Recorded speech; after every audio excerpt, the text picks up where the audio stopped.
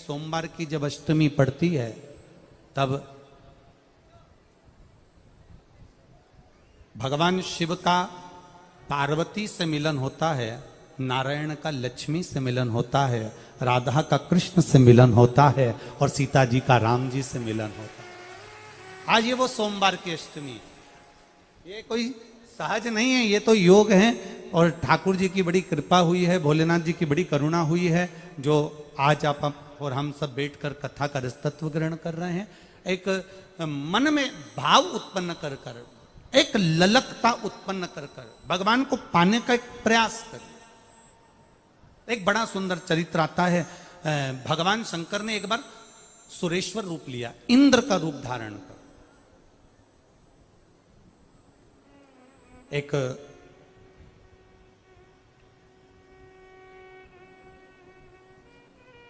व्याघ्रयात का पुत्र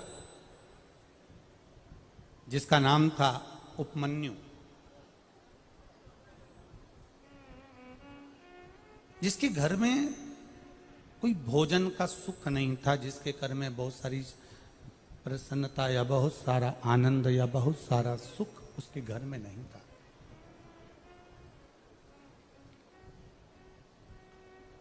एक दिन उपमन्यु के मामा उपमन्यु के पास आए और उपमन्यु के मामा जी ने उपमन्यु से आकर कहा कि अपनी बहन से कहा कि एक काम करो, अब तुम्हारे घर में अगर भोजन का भाव नहीं है और बहुत तकलीफ में जिंदगी चल रही, बड़े दुख में जीवन चल रहा है, बड़ी तकलीफ में जिंदगी चल रही है, तो तुम एक काम करो, हमारे साथ में आप हमारे घर चलो। उपमन्यु अपने मामा के यहां गए।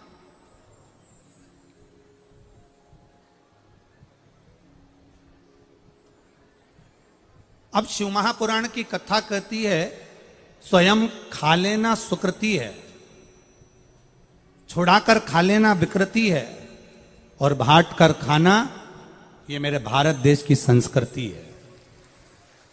अगर भगवान ने शरीर दिया है, मौका दिया है, और ये शरीर भगवान ने दिया, ये मौका दिया, और ये जीवन में कुछ अच्छा हमें परमात्मा ने दिया है, तो हम अच्छा दुनिया को देने का प्रयास करें। पर हमारी आदत थोड़ी सी अलग है। हमारी आदत क्या अलग है कि जो अच्छा होता है हम उसको अपने पास रखने का प्रयास करते हैं और जो बुरा होता है वो दूसरे को देने का प्रयास करते हैं। जैसे सहज भाषा में ले लो, बहुत अच्छी साड़ी अगर तुम्हें कहीं से मिली है तो तुम तुरंत उसमें फाल पी को लगा के तैयार कर लोगे, उसकी चोली वोली सिलवा के तैयार कर लोगे। साड़ी अगर थोड़ी सी भी 1 नंबर से 2 नंबर पर है तो तुम उसको अपनी बेटी को दे दोगे, और अगर वो 2 नंबर पर भी नहीं आ रही है, साड़ी थोड़ी भी गड़बड़ है, तो तुम अपनी बहू को दे दोगे।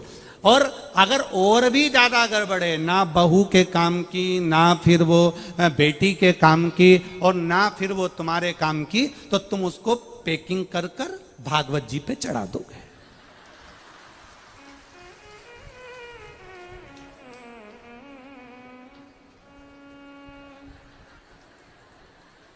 सही है। अब तुमने उसको भागवत जी पे चढ़ा दिया। अब तुम क्या सोच के चढ़ाई कि पंडित जी की पत्नी पहनेगी, वो भी पंडित जी की पत्नी, तो तुम अंदाजे में रहे हो। महाराज, शिव महापुराण ये कभी नहीं कही कि आप भागवत जी को एक साड़ी चढ़ाओ, कि रामायण जी पर एक जोड़ कपड़े चढ़ाओ। थोड़ा आवाज खोल रहे बाबू, आवाज खोलो बाबू। भगवान ये कभी शास्त्र नहीं कहता कि तुम भगवान को बहुत 100 किलो दूध दो या 50 किलो दूध दो या ये दो या 56 भोग दो या ये प्रदान करो। हमारा शास्त्र कहता है जो भी दो वो अपने हृदय से, अपने मन से, जितना शिव महापुराण की कथा में पहले भी हमने वर्णन किया है। शिव महापुराण की कथा तो यहां तक कहती है कि शंकर भगवान को केमिकल का दूध चढ़ाने से अच्छा है, शंकर भगवान को थैली का दूध चढ़ाने से अच्छा है, शंकर भगवान को पाउडर का दूध चढ़ाने से अच्छा है। कहीं किसी के यहां देसी गाय हो, उसका केवल एक छोटी सी चम्मच का भी आधा चम्मच 4 बूंद दूध भी अगर मिल जाए और आपने शिव जी को चढ़ा दिया तो शंकर प्रसन्न हो जाते हैं। यहाँ बाबा ये नहीं कर रहे कि तुम मुझको 100 किलो दूध चढ़ाना या 50 किलो दूध चढ़ाना या 25 किलो दूध चढ़ाना। कोई संत ने, कोई साधु ने, कोई गुरुजन ने, कोई ब्राह्मण जन ने ये नहीं कहा कि तुम भागवत जी पर मुझे साड़ी चढ़ाना। तुम जो चढ़ा रहे हो उसमें तुम्हारे दिल की, मन की शुद्धता होना चाहिए। जमनादास,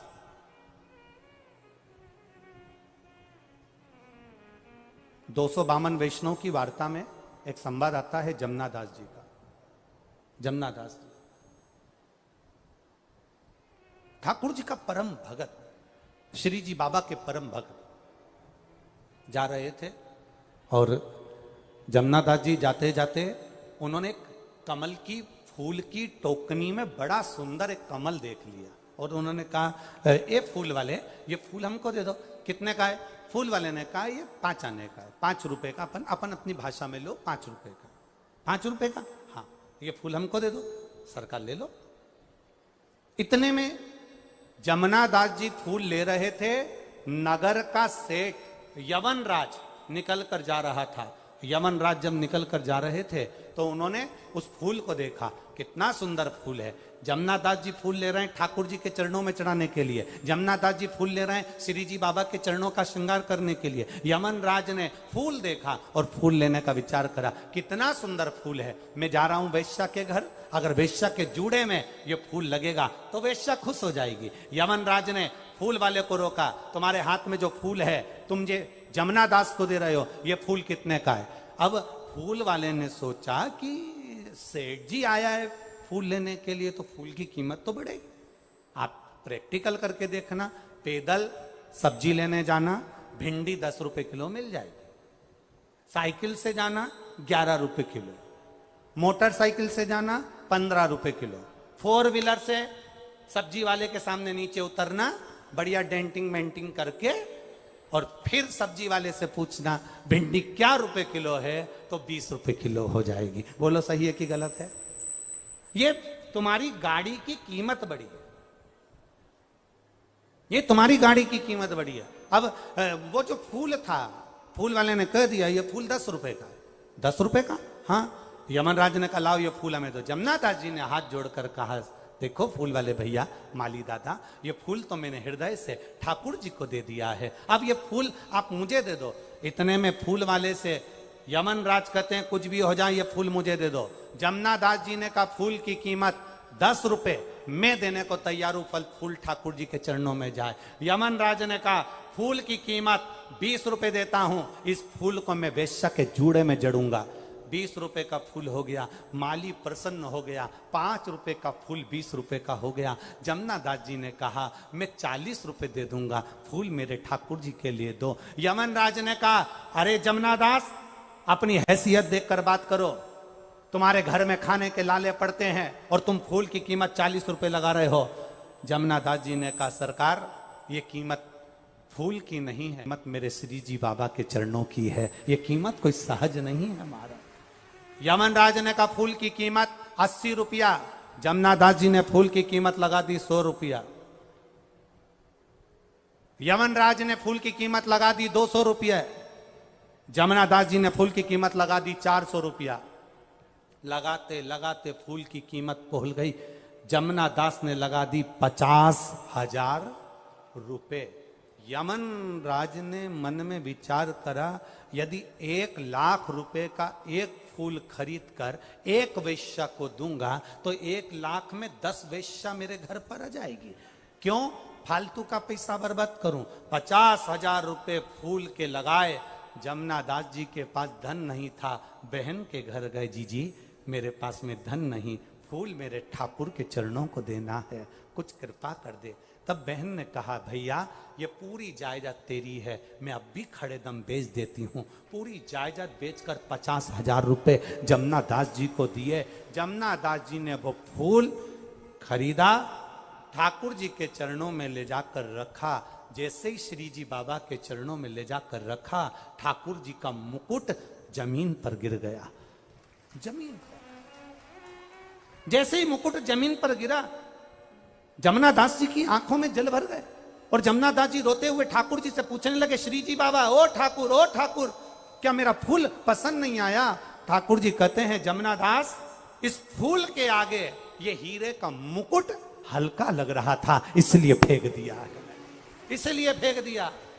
ठाकुर जी ने अपने हाथ से फूल उठाया और अपने हस्त कमल पर धारण करा। आज भी नाथद्वारा के श्री जी बाबा का जब दर्शन करोगे, पूरे शरीर पर तुम्हें कोई फूल नजर आए ना आए, ठाकुर जी का जो हस्त कमल ऊपर रहता है। आज भी जमुना दास का फूल उस हाथ पर रखा जाता है, जमुना दास जी के भाव से रखा जाता है। आज भी श्री जी बाबा के हस्त कमल पर एक फूल रखा जाता है, जो जमुना दास जी ने दिया था, वो फूल उस भाव से रखा जाता है। एक फूल, अब हम अंदाजा लगा लें जरा। करवा चौथ का त्योहार आया, करवा चौथ का दिन आया, पत्नी ने कहा पति से मेरे लिए गजरा लिया ना। पति गया गजरा लेने के लिए, कितने का है? 50 रुपए का। इससे अच्छा बता, ये 100 रुपए का। इससे अच्छा बता, ये 150 का। इससे अच्छा बता, ये 200 का है। अपनी पत्नी के लाया तो एक से बढ़कर एक लाया, और मां ने कह दिया बेटा जन्माष्टमी का त्योहार है, ठाकुर जी के लिए माला लिया ना। हो आ रहा था, कितने की है? 60 रुपए की। इतनी महंगी है, कम करो जरा। सर ये इसमें फूल कम है, 40 रुपए की है। इतनी महंगी, इससे कम बताओ। ये 20 रुपए की है, बस दे दो। भगवान के लिए लाया तो हल्के से हल्का लाया, पत्नी और बच्चों के लिए लाया तो अच्छे से अच्छा लाया। जिसकी दृष्टि में भगवान हल्का हो जाता है और परिवार भारी हो जाता है, तो आपकी दृष्टि प्रबल होना चाहिए, आपका भजन प्रबल होना चाहिए। कल किसी ने यहां से जाते समय पूछा था, गुरुजी आपसे एक प्रश्न करना है। हमने कहा बोलो क्या प्रश्न करना है? भगवान का नाम मौन रहकर करना चाहिए कि चिल्लाकर करना चाहिए? भगवान का भजन चुप रहकर करना चाहिए कि चिल्लाकर करना चाहिए? हम उस समय तो कुछ नहीं बोल पाए, परंतु हमारे मन में ये बात तो आई कि आखिर भगवान का भजन कैसे करना चाहिए। तो उसका एक तरीका हमारे संत, हमारे साधु, हमारे गुरुजन, हमारे महात्मा दन बताते आए हैं। तुम्हारे घर में जो नौकरानी काम करती है, तुम्हारे घर में जो सेविका काम करती है, तुम्हारे घर में जो दासी काम करती है, तुम्हारे घर में एक चाकर काम करती है, झाड़ू लगाती है, पोछा लगाती है, बर्तन मांजती है, और अगर वो देर अबेर से आती है तो घर की जो सेठानी है वो नौकरानी को चिल्लाती कि नहीं चिल्लाती? जम के बोलो जरा, चिल्लाती है ना? जब सेठानी ने नौकरानी को चिल्लाया, तब नौकरानी क्या करती है? पोछा लगाते लगाते मुंह से धीरे धीरे बड़बड़ाती रहती। बोलो, बोलती कि नहीं बोलती? अब वो क्या बुदबुदाती है, क्या बोलती है? सेठानी मुंह देख रही है, इसकी बड़बड़ा रही है, ये कुछ ना कुछ बोल रही है। सेठानी पूछती भी है क्या बोल रही है, पर वो बोलती कुछ नहीं, बड़बड़ाती बड़बड़ाती, पोछा लगाती, बड़बड़ाती बड़बड़ाती, बर्तन मांजती, बुलबुलाती बड़बड़ाती, वो कपड़े धोती। बस शिव महापुराण की कथा कहती है भगवान का भजन भी उतना ही धीमा होना चाहिए जितना वो कर रही है, धीरे बोल रही है। सेठानी को सुनाई नहीं दे रहा, पर उसके दिल को सुनाई दे रहा है। उस तरह हमारा भजन भी ऐसा होना चाहिए कि अंदर जो परमात्मा बैठा है उसको सुनाई दे। संसार को भले सुनाई ना दे, पर मेरे परमात्मा को सुनाई देना चाहिए, मेरे भगवान को सुनाई दे। हम उस परमात्मा को सुनाने का प्रयास नहीं करते, हम अपने दूसरों को सुनाने का प्रयास करते, हम दूसरे को सुनाने का प्रयास करते, हम परमात्मा को नहीं सुना पा रहे। और जिस दिन हम देव अधिदेव महादेव को सुनाने का प्रयास करेंगे, उस दिन सुख का अनुभव हो जाएगा। महाराज उपमन्यु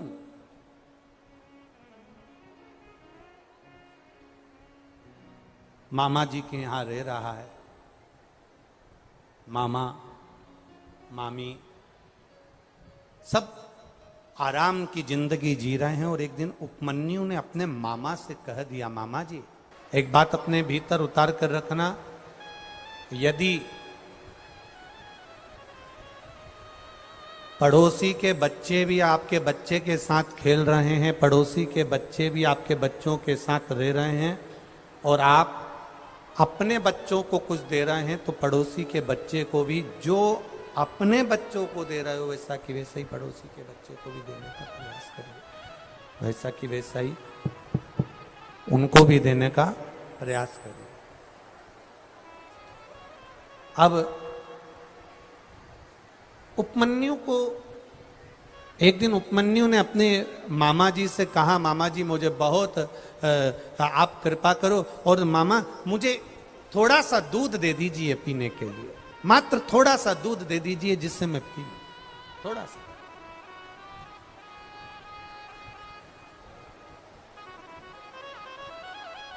मामा थोड़ा सा दूध दे दीजिए।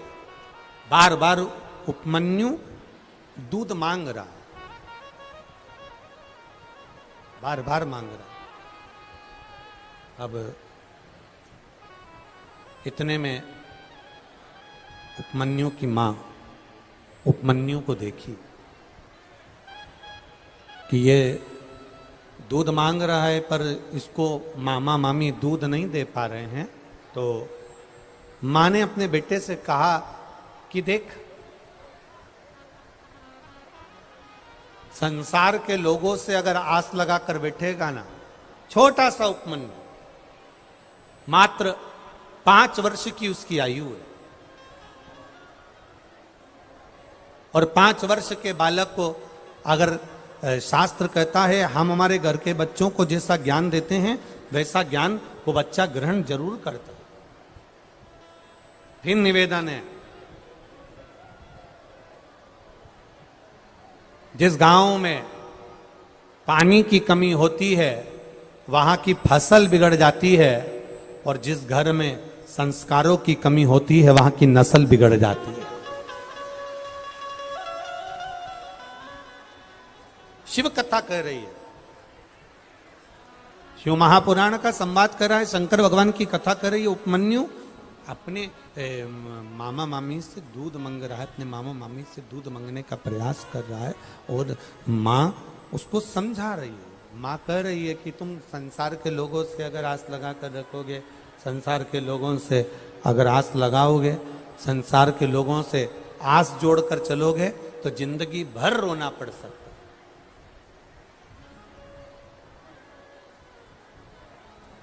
हम भी आपसे कहेंगे, दुनिया से आस लगाने से अच्छा है, दुनिया से मांगने से अच्छा है। शिव महापुराण की कथा कहती है कि एक बार देवाधिदेव महादेव के चरणों में जाकर बैठकर उससे मांग कर देखना, वो दुनिया का सारा सुख प्रदान कर देगा। एक पत्र आया है, देखिए।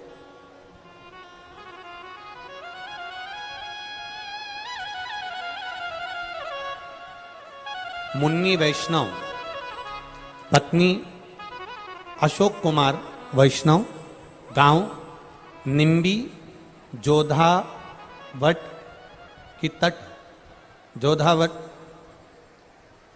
लाडनू जिला नागौर। मेरा मोबाइल नंबर ये है, कहीं बैठी हो तो हाथ हिला सकती हैं। आप ही हैं, ऐसा हाथ हिला दो एक बार। मैं मुन्नी वैष्णव, पत्नी, एक बार वापिस हाथ हिलाइए, पत्नी अशोक कुमार वैष्णव, गांव निम्बी, जोधावट, लाडनू जिला नागौर। गुरुदेव, एक लोटे जल का मैं क्या वर्णन करूं। मेरा पुत्र हार्दिक 4 साल के वर्ष है। 2022 में सितंबर में अचानक तबीयत खराब हुई और उसका पेट फूल गया। डॉक्टरों को दिखाया, पूरी जांचें करवाई बच्चे की। जब पूरी जांचें कराई बच्चे की तो मेरे बच्चे के 4थे स्टेज का कैंसर बताया। 4 साल का मेरा बेटा गुरुदेव, और उससे 4थे स्टेज का कैंसर बता दिया। तब मेरी ननंद की सहेली जो सालासर आपकी कथा हुई शिव महापुराण में जाकर आई, उसने आपकी कथा के बारे में बताया। व्यासपीठ की एक बेलपत्र उसके पास में थी, उसने हमको दी और हमने अपने बच्चे को शंभु शंभु, हमने बच्चे को देना चालू करी। व्यासपीठ की बेलपत्र आप कहते हो ना गुरुजी, औषधि का रूप रहती है।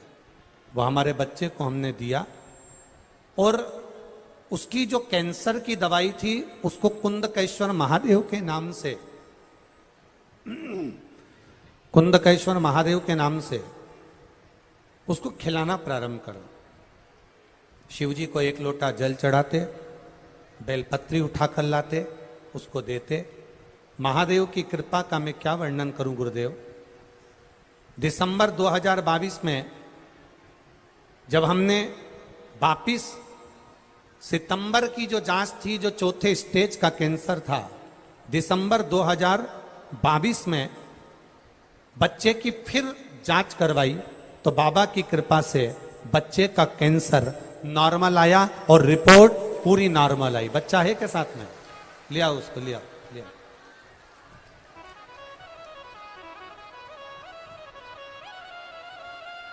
गुरुदेव, मेरा 4 साल का बच्चा जिसको 4th स्टेज का कैंसर, और डॉक्टरों ने जिसका जवाब दे दिया था कि दवाई भी असर नहीं करेगी, वहां मैं इस बच्चे को लेकर आई हूं जिसको मेरे महादेव ने ठीक करा है। 4 साल का बच्चा और 4थे स्टेज का कैंसर मेरे बाबा ने ठीक करा। ये शिव तत्व।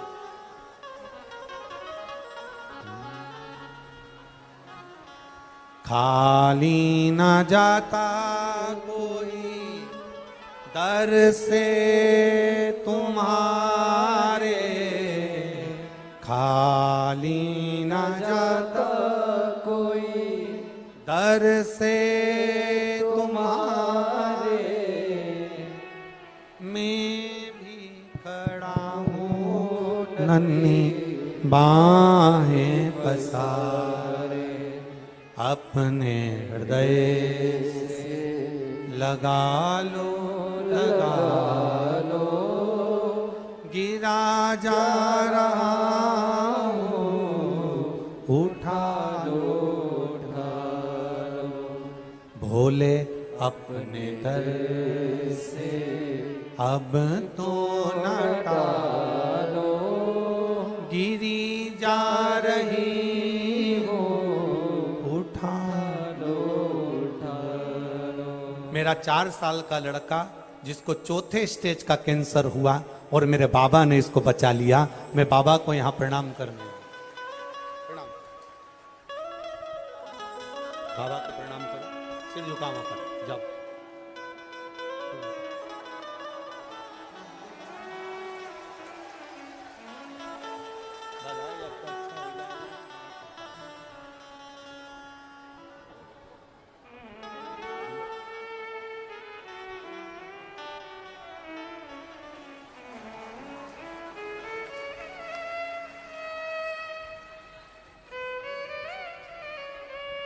अरे लुटा दिया भंडार काशी वाले ने, कर दिया माला माल काशी वाले ने, लुटा दिया, हाँ लुटा दिया, लुटा दिया, हाँ लुटा दिया, वो लुटा दिया भंडार काशी वाले ने, कर दिया माला माल काशी वाले ने।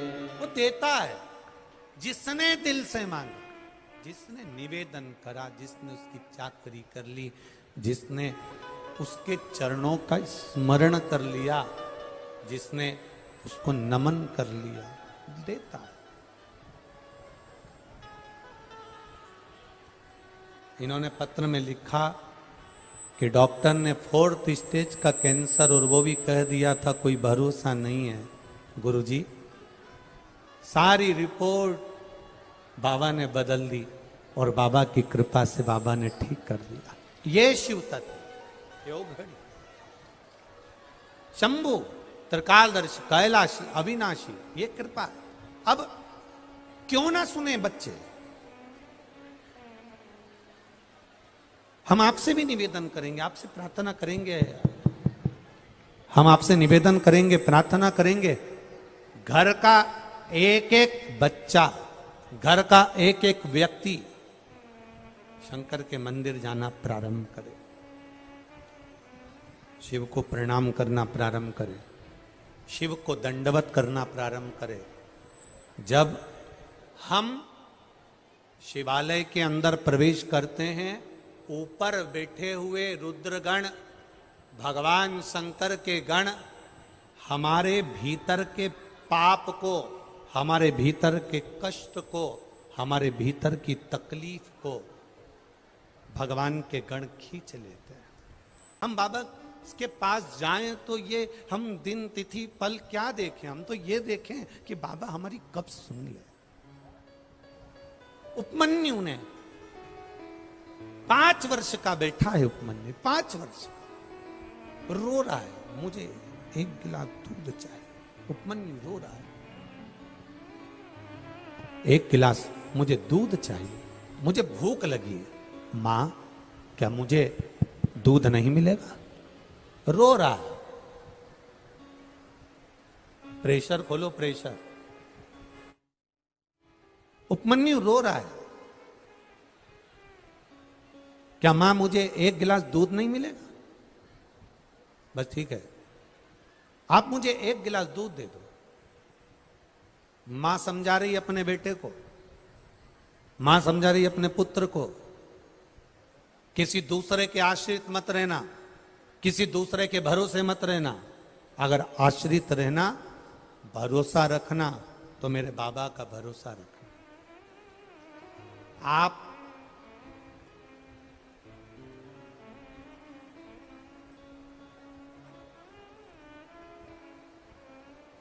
उसके भरोसे रहिए। उपमन्यु ने कहा, क्या भगवान क्या मेरे को 1 गिलास दूध दे देता है? फिर निवेदन है, देवता देंगे तो पल्ला झाड़ कर देंगे, और महादेव देता है तो छप्पर फाड़ कर देता है। क्या भगवान मुझको 1 गिलास दूध दे देंगे? क्यों नहीं? आप आराधना करिए, उस शिव की आराधना।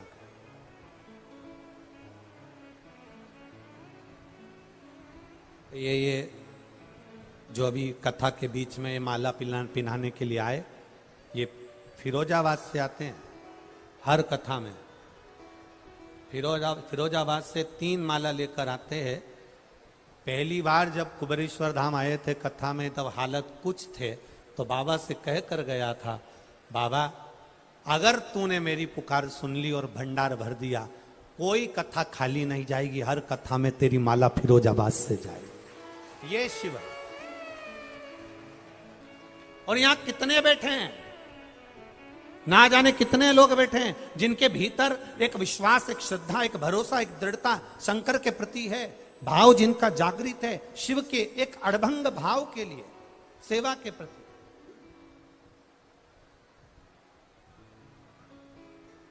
शिव कथा कह रही है, शिव महापुराण कह रही है, शंकर भगवान का संवाद कह रहा है। अब मां, क्या भगवान मुझको 1 गिलास दूध दे देंगे? मां के क्यों ना देंगे? कर भरोसा। किसका आराधना करूं? मां ने कहा, तेरा मन पड़े उसकी आराधना कर। तेरा मन जिससे कर जाए, तेरा मन जिसमें लग जाए, तो उसकी आराधना कर। और उपमन्यु ने भगवान शिव की आराधना करना प्रारंभ करी। शंकर जी के मंदिर में जाता, शिवालय में जाता, झाड़ू लगाता, पोछा लगाता, द्वार संवारता, पत्तियां लाकर भगवान का श्रृंगार कर देता। हम फिर निवेदन करेंगे, जरूरी नहीं कि बेलपत्र होगी तो शिव का श्रृंगार होगा,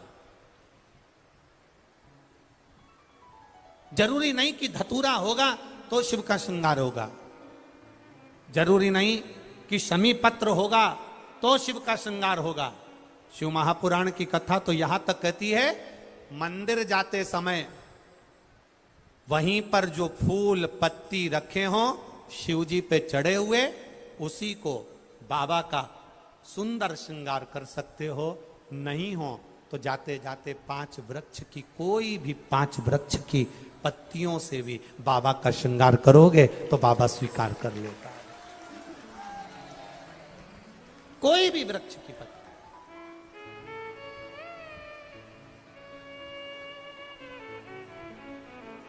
आपके पास में बेलपत्र हो चलेगी, ना हो शिव जी की लीजिए, शिव जी को चढ़ा दीजिए। समी पत्र हो चलेगी, ना है हाथ जोड़ लीजिए, बाबा को स्वीकार।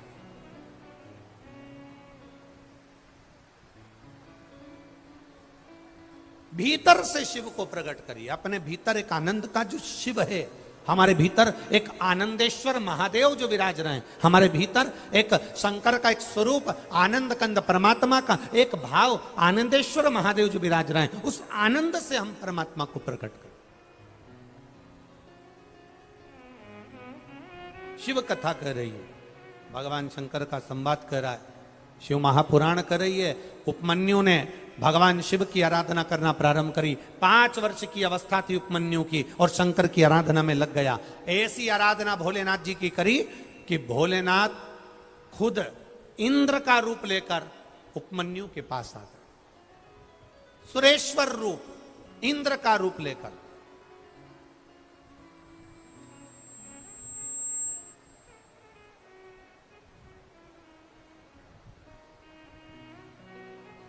शिव जी का एक अवतार है सुरेश्वर अवतार।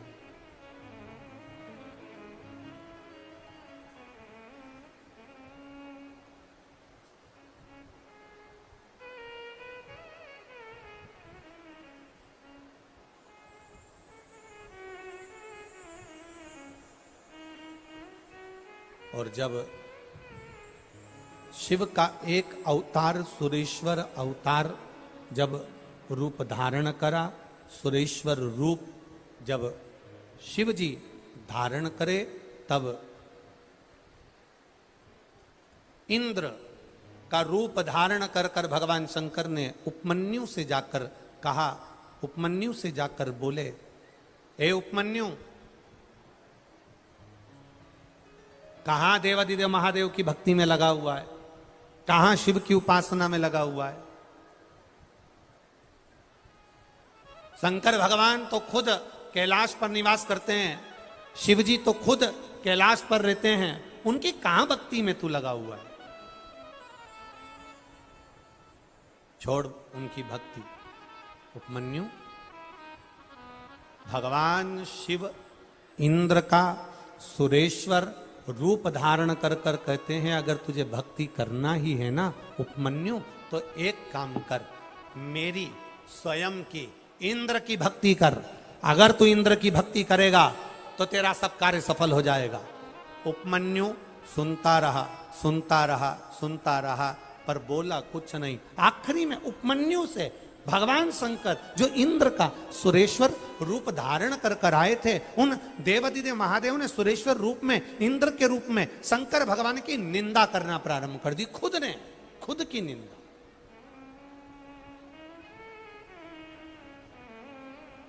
स्वयं की निंदा।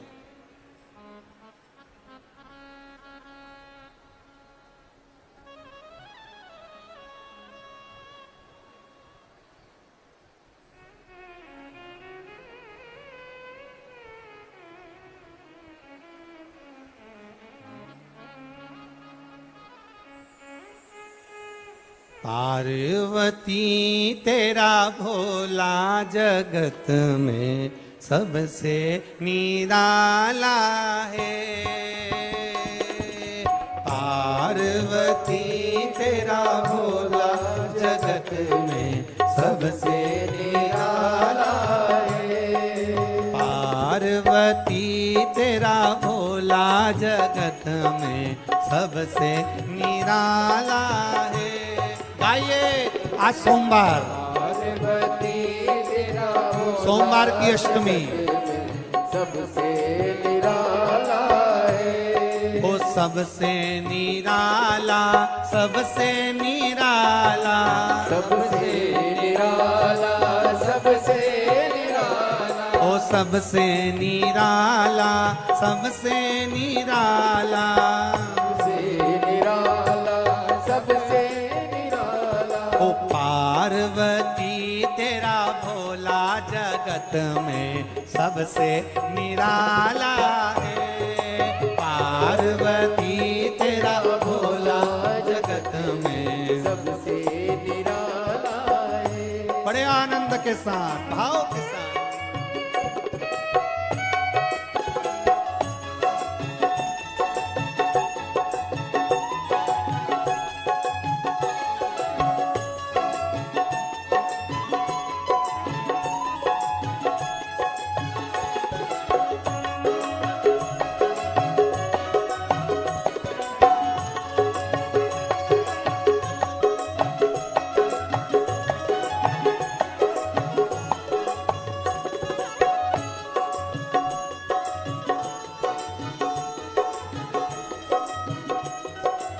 शंभो।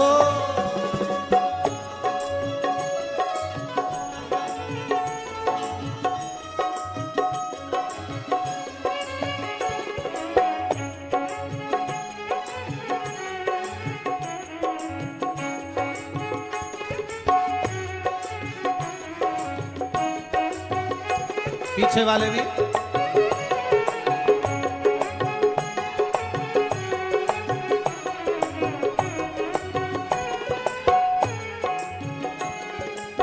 शीश भोले के गंगा विराजे, शीश भोले के गंगा विराजे, ओ शीश भोले के गंगा विराजे, शीश भोले के गंगा विराजे, जटा में गंगा की धार, धार में जगत समाया है।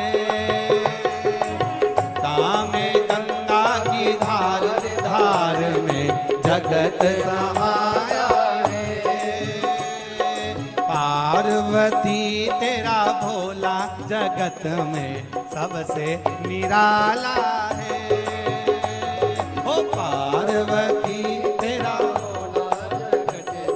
सबसे निराला है, सबसे निराला, सबसे निराला, सबसे निराला, सबसे निराला, ओ सबसे निराला, सबसे निराला, सबसे निराला, सबसे निराला, ओ पार्वती तेरा भोला जगत में सबसे निराला है।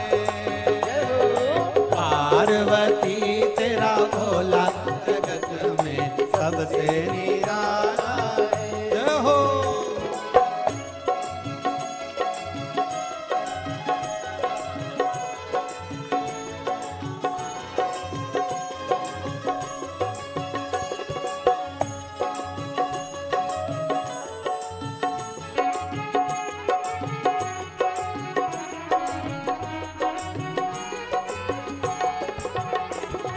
गले भोले के सर्पों की माला, गले भोले के सर्पों की माला, ओ गले भोले के सर्पों की माला, गले भोले के सर्पों की माला, ओ माथे पे चंदा तिलक जगत में उजियारा फैलाया रे।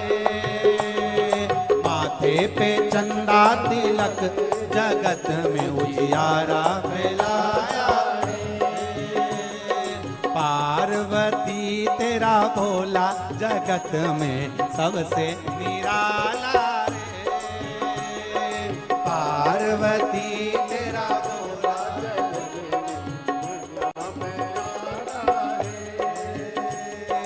सबसे निराला, सबसे निराला, ओ सबसे निराला, सबसे निराला,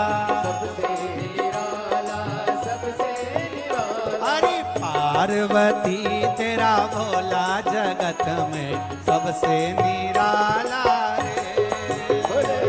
पार्वती तेरा भोला जगत में सबसे निराला है।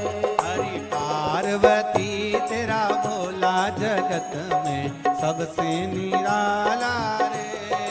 पार्वती तेरा भोला जगत में सबसे निराला है, हाँ सबसे निराला रे, सबसे निराला है, ओ सबसे निराला रे, सबसे निराला। हर हर महादेव। शिव बाबा की सुंदर सोमवार की अष्टमी है। दिल से बाबा से प्रार्थना करिएगा। जहां सूखा हो वो बैठ कर करें, जहां पानी पानी हो रहा हो, बहुत गीला हो रहा हो, वो खड़े खड़े करें, पर बाबा से दिल से प्रार्थना।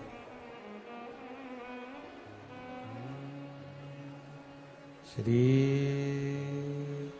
शिवाय नमस्तु।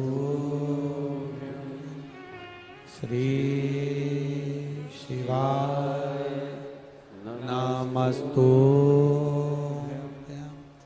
श्री शिवाय नमस्तु। श्री शिवाय नमस्तु।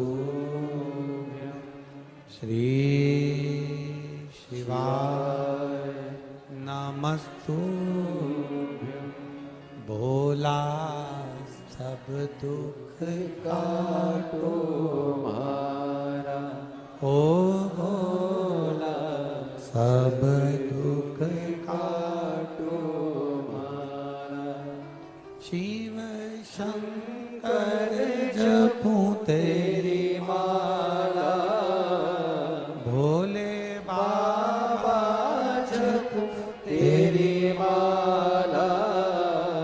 भोला सब दुख काटो मारा, ओ भोला सब दुख काटो मारा। वेश मंगल मंगलकारी, वेश मंगल मंगलकारी। शमशान वासी हमारा शमशान वासी वासी हमारा।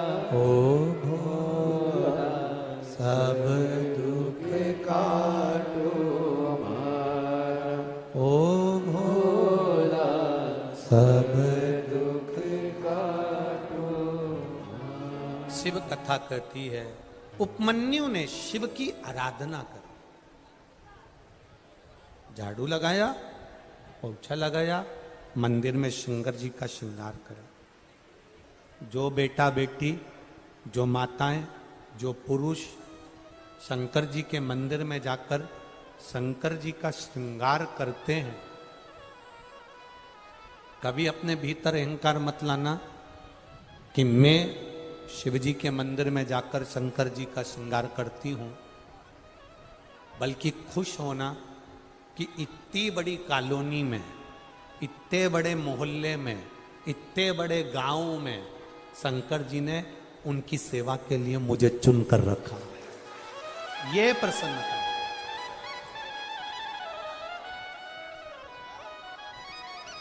जब हमारे भीतर ये प्रसन्नता होती है कि भोलेनाथ जी ने हमको चुना उनकी सेवा के लिए, उनके श्रृंगार के लिए, उनकी पूजन के लिए, तो ये एक अंदर से आनंद की अनुभूति हो।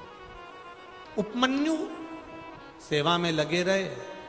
शंकर भगवान इंद्र का रूप लेकर, सुरेश्वर रूप लेकर आए। समझाया उपमन्यु को, मेरी पूजन करो, शंकर की पूजन बंद कर दो। शिव जी की पूजन को मना करा। जब शंकर भगवान की पूजन को मना करा और उसके बाद में शंकर जी की निंदा करना प्रारंभ करी, तब उपमन्यु को क्रोध आ गया। तब उपमन्यु को गुस्सा है। कई लोग ऐसे हैं, शंकर भगवान की अगर कोई निंदा करता है, शिव जी के लिए कोई शब्द कहता है, शंकर के कोई भक्त के लिए अगर कोई बोलता है, तो लोग उठकर कह देते हैं, तुमसे तो कुछ नहीं मांगा ना, तुमसे तो कहने नहीं आया ना, तो फिर क्यों निंदा कर रहे हो, क्यों बोल रहे हो। जाना है शंकर के मंदिर जाओ, लोटा भर के जल चढ़ाना हो तुम्हारी मर्जी, ना चढ़ाओ तुम्हारी मर्जी, शंकर का भजन करो तुम्हारी मर्जी, ओम नमः शिवाय बोलो तुम्हारी मर्जी। पंचाक्षर मंत्र है ओम नमः शिवाय। शिव महापुराण के मूल मंत्र के रूप में पंचाक्षर मंत्र दिया भोलेनाथ जी ने। तुम्हारा मन ओम नमः शिवाय बोलो। तुम्हारा मन नमः शिवाय बोलो। तुम्हारा मन श्री शिवाय नमस्तुभ्यम बोलो। तुम्हारा मन द्वादश अक्षर मंत्र ओम नमो भगवते वासुदेवाय बोलो। तुम्हारा मन राम बोलो, तुम्हारा मन कृष्ण बोलो, जो तुम्हारा मन पड़े तुम उसका भजन करो, पर अपने मुख से कभी निंदा मत करो। भजन शिव।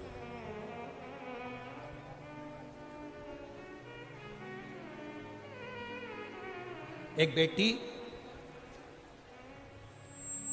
पार्वती देवी परमेश्वर लाल प्रजापत, गांव पड़ीहारा, तहसील रतनगढ़, जिला चूरू, राजस्थान से आई हैं, जिनका मोबाइल नंबर ये लिखा है। कहीं बैठी हैं तो हाथ हिला सकती हैं,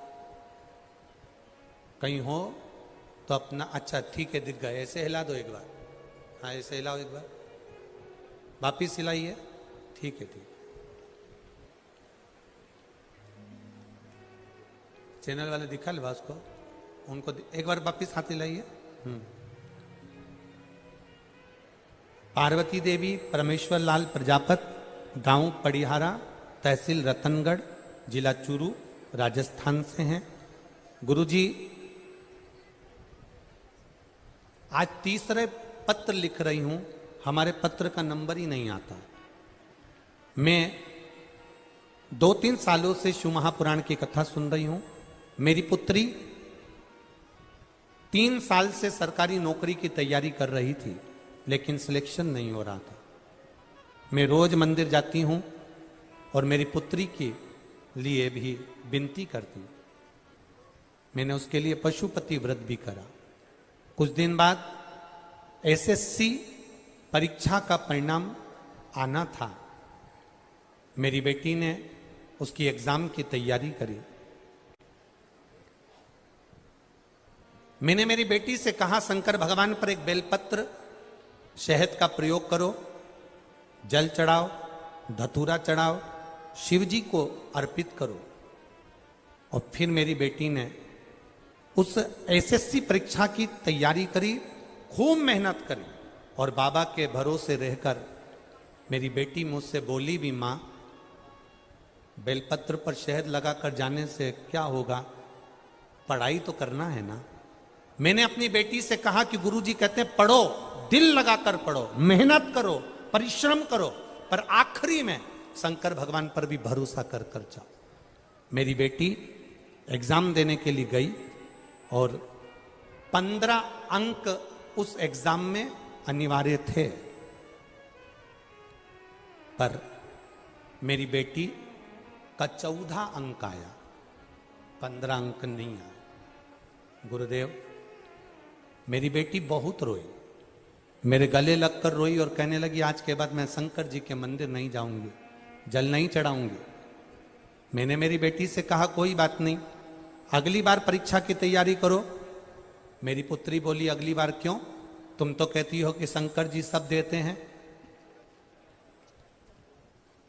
तब आपने कहा था कि शंकर भगवान सब देते हैं, तू मेहनत कर और शिव जी पर आश्रित होकर जा। तो फिर शंकर भगवान ने मेरी मेहनत का फल मुझे क्यों नहीं दिया? अब मैं मंदिर नहीं जाऊंगी। मैंने कहा, मंदिर जाना तो चालू रख बाबा साहब। नहीं मां, अगर तेरा शंकर सच्चा है और तू टीवी पर शिव महापुराण की कथा सुनती है, वो सीहोर वाले महाराज की, तो उसको भी कह दे, अगर वो सच्चा है तो मेरे 14 अंक आए, उस अंक को वो बढ़ाकर बता दे। मेरी बेटी ने जिद पकड़ ली।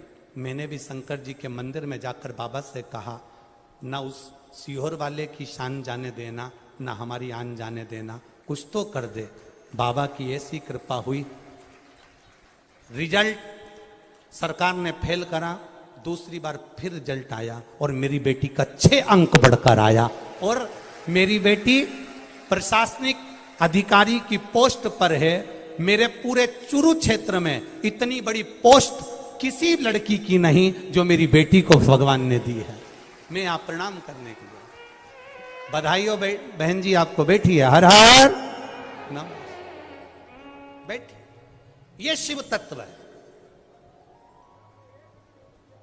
खाली ना जाता कोई दर से तुम्हारे मैं भी खड़ा हूं नन्ही बांह फसा आप करो उससे प्रार्थना। आप जाओ शिव के मंदिर, आप शंकर की आराधना करो। आज सोमवार की अष्टमी है, शिव मंदिर का दर्शन करो, शंकर की चौखट का स्मरण करो, अपने घर में शंकर का स्मरण करिए। श्री शिवाय नमस्तुभ्यम को जपिए, ओम नमः शिवाय को जपिए, नमः शिवाय को जपिए। तुम्हारी मर्जी पड़े उसको जपो, पर दिल से बाबा से प्रार्थना करो, वो स्वीकार करेगा। उपमन्यु को जब निंदा करी देवाधिदेव महादेव की, उपमन्यु को क्रोध आ गया और एक पानी का लोटा उठाकर उपमन्यु मारने के लिए दौड़ा।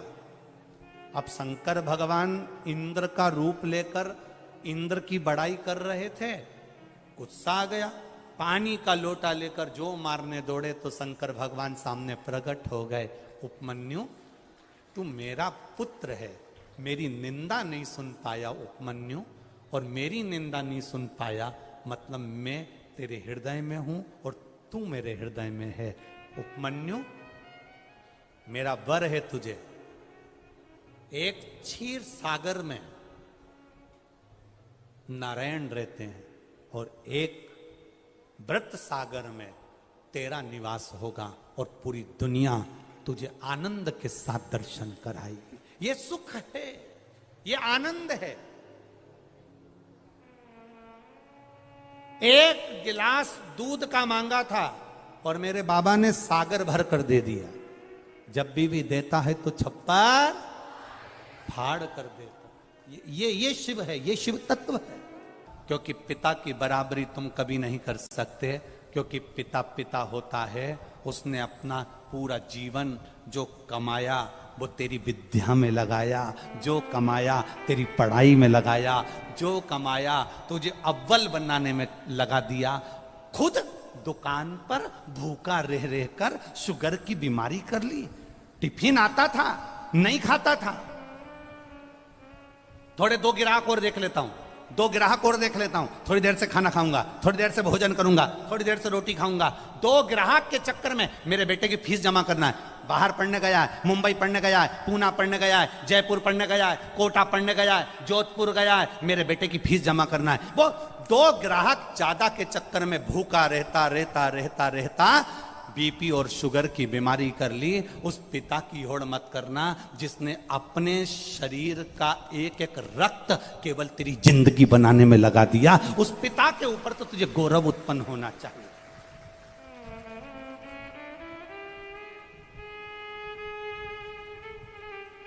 बड़ा दुख होता है जब किसी के मोबाइल पर हम स्टेटस पर देखते हैं ना, माय वाइफ माय लाइफ। बड़ा दुख होता है जब किसी के मोबाइल के स्टेटस पर देखा जाता है कि माय वाइफ माय लाइफ। तुम्हारे लाइफ बनाने में तुम्हारी वाइफ ने क्या क्या करा, एक बार पत्र में लिख के तो भेज भेरू। मैं तो इंतजार में बैठा हूं।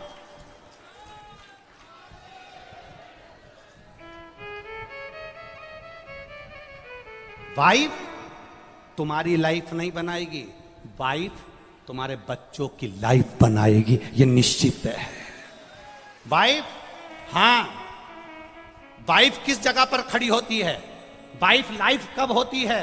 जब तुम बीमार पड़े हो, तकलीफ में हो, कष्ट में हो, कर्जे में लदालूम हो गए, दुख की घड़ी है और तुम्हारी पत्नी तुम्हारे सामने खड़ी होकर कह दे चिंता मत करना, कर्जा भी हो गया तो मरने की मत सोचना, बीमारी आ गई ना टेंशन मत लेना, मैं तुम्हारे साथ कदम से कदम मिलाकर चलूंगी, चिंता मत करना।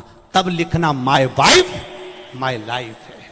ये मुझे ज्ञान दे रही है, ये मुझे समझा रही है, ये मुझे ज्ञान का स्मरण करा रही है। और नहीं तो अपने मोबाइल पर लिखना चाहिए my father my mother my life. मेरा पिता और मेरी माँ ही मेरी लाइफ है, जिसने मेरी जिंदगी बनाई है। हम तुम्हारी पत्नी का विरोध नहीं कर रहे, क्योंकि हमें तुम्हारी पत्नी का विरोध करना भी नहीं है। जैसी मिली है तुम निभा रहे हो, हम तुम्हारी पत्नी का क्या विरोध करें? हमारा इतना सा कहना है तुम्हारी पत्नी तुम्हारी दुख की घड़ी में सामने खड़ी हो, तुम्हारी पत्नी तुम्हारे दुख के समय पर तुम्हारे सामने खड़े होकर कह रही हो चिंता मत करो, कोई बात नहीं, पैसा नहीं है ना, अब की बार साड़ी नहीं लेंगे करवा चौथ पर, मेरे पास बहुत पड़ी है, जेवर पड़ा है, तुम चिंता मत करना। अगर दुख की घड़ी आ भी गई, पूरा जेवर उठा कर दे दूंगी, तुम्हें कर्जे से मुक्त कर दूंगी, तुम चिंता मत करना, तुम चिंता मत करना। एक बात याद रखना, जब हमारे घर में दुख आता है तब हमारे घर का सोना बैंक में जाता है या दुकान पर जाता है, काय के लिए? गिरवे रखने के लिए या बिकने के लिए? बोलो सही है कि गलत है? जब दुख आता है तब घर का सोना दुकान पर जाता है, जब दुख आता है घर का सोना सुनार की दुकान पर जाता है। सुनार का पूछता है तुम तो हमारे परिचित हो, ऐसा क्या तकलीफ आ गई जो इतना सारा भाभी का पूरा जेवर लिया है, तुम्हारी मम्मी का पूरा जेवर लिया है, क्या हो गया ऐसा? कहा साहब बहुत कर्जे में हूं, बहुत दुख में हूं, इसलिए घर का सोना जो तिजोरी में रखा होता था, अलमारी में पड़ा होता था, उसको मैं दुकान पर लेकर आया हूं। दुख की घड़ी में घर का सोना सुनार की दुकान पर जाता है, सुनार पैसे देता है, तब हमारा कर्जा चूक जाता है। जब दुख की घड़ी में घर का सोना सुनार के पास जाए तो समझ लेना कि दुख की घड़ी में अगर तिजोरी में रखा सोना दुकान तक जा रहा है तो दुख की घड़ी में हमें महादेव के दरवाजे तक जाना है, तो सोना दुकान पर नहीं जाएगा, अपने आप सब काम हो जाएगा। हम दुख की घड़ी में अपनी चैन, अपनी अंगूठी, अपनी मोबाइल, अपना पर्स गिरवे रखी आते हैं, पर हम दुख की घड़ी में महादेव के पास नहीं जाते हैं। बोलो सही है कि गलत है? दुख की घड़ी आई, तुमने सोचा मेरी गाड़ी रख देता हूं, मेरा बंगला रख देता हूं, मेरा ये सामान रख देता हूं, मेरी चेन रख देता हूं, मेरी अंगूठी रख देता हूं। मेरा एक निवेदन है, अपने चेन, अंगूठी, मोबाइल, पर्स को गिरवे रखने से अच्छा, कर्जे में डुबाने से अच्छा, एक बार दुख की घड़ी में जैसे सोना सुनार की दुकान पर जाता है, ऐसी दुख की घड़ी में तुम मेरे महादेव के मंदिर में लोग सोना दुकान पर ले जाते हैं, तुम 2 लोटा पानी महादेव के मंदिर में लेकर जाना, उसको चढ़ाना, 1 महीना इंतजार करना, फिर विश्वास रखना कि शिव पुराण सुनी थी तो 1 महीने में बाबा ने धीरे धीरे कर्जा चुकाया कि नहीं चुकाया। कहां से आएगा, कैसे देगा? उसका नाम कुबेरेश्वर महादेव है। वो साधारण नहीं है, बड़ा आनंद में बैठता है, अलमस्त होकर बैठता है, अपने पास कुछ नहीं रखता पर दुनिया को देने की सामर्थ्यता रखता है। केवल एक दृष्टि देता है और दुनिया का भंडार भर देता है। वो हुआ ब्रह्मा जी की आंख से आंसू बह रहे हैं, ब्रह्मा जी का सिर कटा नहीं रोए, ब्रह्मा जी को सावित्री माता ने श्राप दिया नहीं रोए, ब्रह्मा जी को अपशब्द कहे गए नहीं रोए, पर आज ब्रह्मा इसलिए रो रहे हैं क्योंकि जगत के पिता के सामने, देवाधिदेव महादेव के सामने ये प्रसंग सम्मुख में आकर खड़ा हो गया कि कार्तिकेय जी ने कहा ओम का अर्थ तो पिता भी नहीं जानते होंगे। तब शिव जी मुस्कुरा दिए, शंकर भगवान मुस्कुरा के ब्रह्मा जी के ऊपर अपनी दृष्टि से एक टकटकी लगाकर देखा। ब्रह्मा जी ने उसी क्षण कार्तिकेय का हाथ पकड़ा और हाथ पकड़कर षडानंद कार्तिकेय को 12 लाख व्याकरण के काव्य से कार्तिकेय को ज्ञान देना प्रारंभ कर दिया। षडानंद कार्तिकेय ने ब्रह्मा जी के चरण पकड़ लिए, मैंने मेरे पिता के लिए शब्द कह दिया, मेरे जैसा कौन होगा? कौन?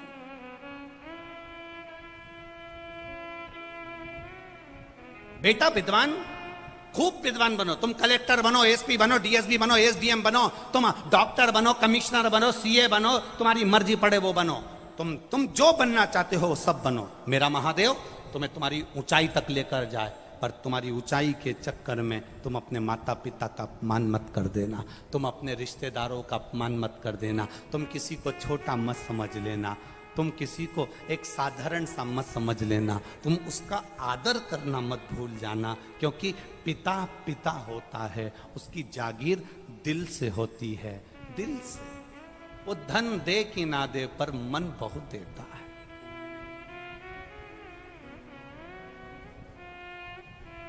मन बहुत देता है। बेटी बेटा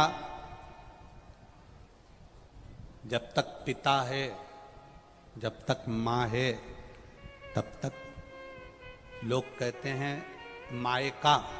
मायका का मतलब क्या होता है? माय जहां निवास करे, पिता जहां निवास करे, उसको क्या कहते हैं? जम जम के बोलो जरा, मायका। वो मायका जहां माता पिता रहे, निवास कर। जितनी माताएं बैठी है ना, जितनी माताएं बैठी है, जितनी बेटियां बैठी हैं ना, जितनी बहुएं बैठी हैं, जितनी भले 70 साल उम्र हो गई, 60 साल हो गई, चाहे 50 साल हो गई, पर तुम सब जितनी बैठे हो और जितने आस्था चैनल पर सुन रहे हो, जितने फेसबुक यूट्यूब पर सुन रहे हो ना, तुम सबको अपने पिता का अहंकार जरूर होता है, ये निश्चित है। और पिता का अहंकार हर एक व्यक्ति को होना चाहिए। तुरंत कह देना चाहिए, टेंशन मत लो, मेरे पिता जब तक हैं मुझे चिंता नहीं है। मेरा बाबुल है ना, वो संभाल लेता है। मेरा पिता है ना, वो संभाल लेता है। पिता जागीर है, पिता जागीर।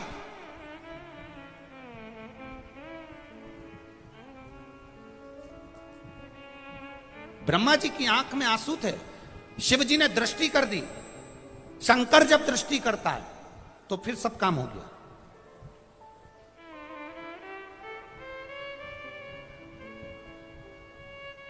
अब मेरे महादेव ने षडानंद कार्तिकेय से प्रश्न किया। अभी तक कार्तिकेय ने क्या कहा था कि ओम का अर्थ शिव भी नहीं जान सकते। जब ब्रह्मा जी के सामने 12 लाख व्याकरण काव्य के अर्थ से ओम का अर्थ समझा दिया ब्रह्मा जी ने, अब भगवान शिव ने षडानंद कार्तिकेय से कहा कि ओम के, अब तुमने सब समझ लिया ना, तो अब बताओ ओम के कितने अर्थ हैं? ओम के कितने अर्थ हैं? षडानंद कार्तिक के चरणों में पड़ गए, पिताजी मुझे ओम के अर्थ नहीं मालूम। ओम के कितने अर्थ हैं मुझे नहीं मालूम। शंकर भगवान ने कहा, कार्तिकेय कौटि कौटि जन्म व्यक्ति ले ले, हजारों हजारों जन्म व्यक्ति ले ले, सतयुग, त्रेता, द्वापर, कलयुग, फिर सतयुग, फिर त्रेता, फिर द्वापर, फिर कलयुग, फिर सतयुग, ऐसे ना जाने कितने युग निकल जाते हैं, तो भी दुनिया के लोग ना ओम को जान पाते हैं, ना शिव को पहचान पाते हैं। वो शिव है कौन? पत्रकार बंधु जब हमारे पास में आते हैं तो प्रश्न करते हैं, आप शिव को कितना जानते हो? पत्रकार बंधु जब हमारे पास में आते हैं, कई बार पत्रकार वार्ताओं में यह प्रश्न छिड़ता है, आप शंकर को कितना जानते हो, आप शिव को कितना जानते हो?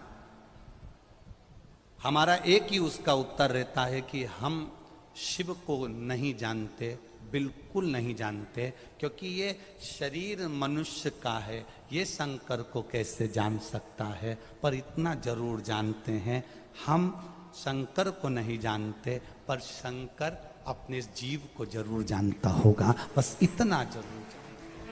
आप शिव के मंदिर जाइए, आप शंकर के मंदिर जाइए, आप राम के मंदिर जाइए, आप कृष्ण के मंदिर जाइए, आप देवालय जाइए, आप शिवालय जाइए, रोज रोज मंदिर में जाओगे, वहां पर आने जाने वालों की दृष्टि में तुम आ जाओगे और लोग पूछ लेंगे, क्यों कमलाबाई नहीं दिख रही? 2-3 दिन हो गया, रोज मंदिर आती थी, आज तो दिखी नहीं।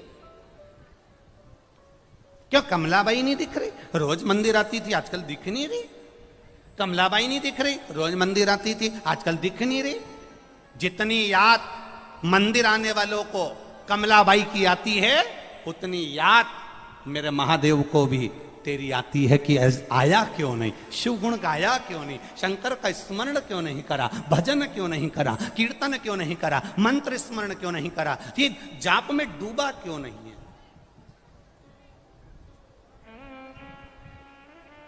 कौटि कौटि जन्म ले लो तो भी शंकर को नहीं जान सकते।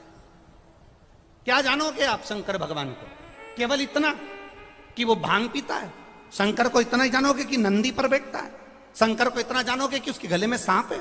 शंकर को इतना जानोगे कि उसके सिर पर चंद्रमा है। शंकर को इतना जानोगे कि बाघम्बर पहना है। शंकर को इतना जानोगे कि भस्मी लपेटा है। शंकर को इतना जानोगे कि सिर पे गंगा है। शंकर को इतना जानोगे कि 3 नेत्र हैं। शंकर को इतना जानोगे कि बस त्रिशूल है। शंकर को इतना जानोगे कि उसके हाथ में डमरू है। शंकर को केवल इतना तक जानना नहीं है, हमें शंकर को यह जानना है कि ब्रह्मा ब्रह्मलोक में रहते हैं, बैकुंठ में मेरे नारायण रहते हैं।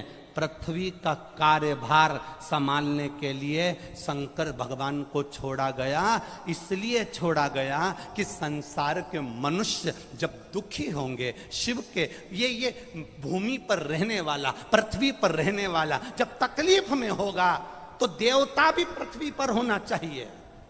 एक बहू जयपुर में रह रही है और एक बहू तुम्हारे साथ में रह रही है। तुम्हारे को दुख आएगा तो जयपुर वाली पहले आएगी कि तुम्हारे पास वाली आएगी? बोलो बोलो, जम के बोलो जरा। पास वाली आएगी। अब तुम पास वाली से बात भी नहीं करती, क्योंकि जो पास में होती है ना, उससे बड़ी चिढ़ होती है। दूर के ढोल सुहावने लगते हैं। जब वो जयपुर वाली आती है, दिवाली पे बस सिर पे पल्लू डाल के मम्मी जी मम्मी जी मम्मी जी मम्मी जी करके 2-4 अंगूठी और सामान लेके बुझ जाए, अगली दिवाली आए, अगली दिवाली। और जब भी मिलेगी बस मीठी छुरी, मम्मी जी मम्मी जी मम्मी जी। और मम्मी जी एक बार जरा जयपुर जाके तो देख ले, जितना समय तू अपनी ये साथ रहने वाली बहू के साथ रह रही है, इतनी वो बाहर रहने वाली बहू के साथ केवल 2 महीना रह के बता दे, घाट घाट का यही पुष्कर के 52 घाट का पानी पिला देगी।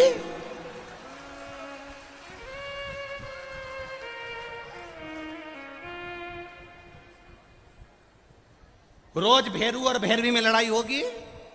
आ गई तुम्हारी मम्मी, तुम ही रख लो। आ गई तुम्हारी मम्मी। अब मैं अच्छे से कपड़े भी नहीं पहन सकती, बिना जा सकती। आ गई तुम्हारी मम्मी। अब रोज भगवान से प्रार्थना करेगी, भोलेनाथ ये पुष्कर कब जाएगी। जो साथ में रह रही है वो थोड़े ही अपशब्द बोल सकती है। जो साथ में रह रही है वो ताना दे सकती है। जो साथ में रह रही है वो थोड़ा अपशब्द बोल देगी। जो साथ में रह रही है वो झगड़ा कर लेगी। जो साथ में रह रही है वो तुमसे आड़ा टेढ़ा बोल सकती है, क्योंकि साथ रह रही है। जो साथ रहती है वो तुमसे अपशब्द बोल सकती है, ताना दे सकती है, गाली दे सकती है, अपशब्द बोल सकती है। तो दुख आएगा तो वो जयपुर वाली बाद में तुम्हारी पास वाली जिससे तुमने झगड़ा करा वो आके खड़ी हो जाएगी। बस खड़ी भी हो गई ना, और कुछ नहीं करे, 2 बार बेटों को फोन ही लगा दे कि तुम्हारी मम्मी की तबीयत खराब हो गई, और बेटे बस इतना ही कर देगी ना, तो ही तुम पार हो गए, समझ लो, इतना ही। अब हम आस लगा के बैठे हैं, दूर के ढोल वो 4 दिन की चांदनी वारे पुष्कर वालो। तुम्हें सारी कहावत याद है? गजब, बहुत बढ़िया। 4 दिन की चांदनी, फिर वापिस अब वो आई और चली गई। उतने दिन में वो अब मम्मी को लगा उसके बराबर मेरी कोई बहू नहीं, इतनी बढ़िया है, इतनी बढ़िया है, इतनी बढ़िया है, इतनी बढ़िया है। उसका दिन भर गुणगान करे, और जो साथ में रहे, तेरी चाय बनाए, रोटी बनाए, तेरा काम करे, ने झाड़ू लगाए, ने पोछा लगाए हैं, और आए गए के चाय पिला रही, रोज काम कर रही, उसका कहीं नहीं, बस वो मेरी बहुत बढ़िया, बहुत बढ़िया। ये भी झाड़ू लगाती लगाती बोली, रुक जा डोकरी, तो रुक जा भाई।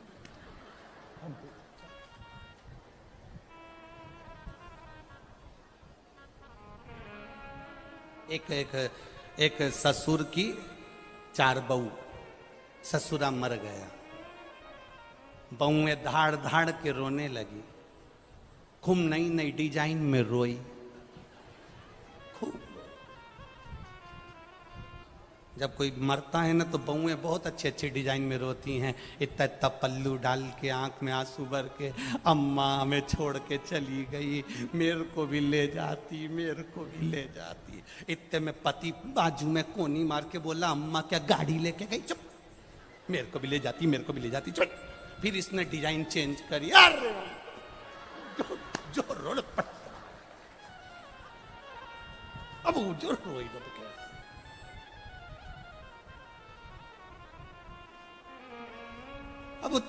4 बहुएं खूब रोई। इनके पतियों को बुला लिया, पति आ भी गए। क्या हुआ? तुम्हारे पिताजी मर गए।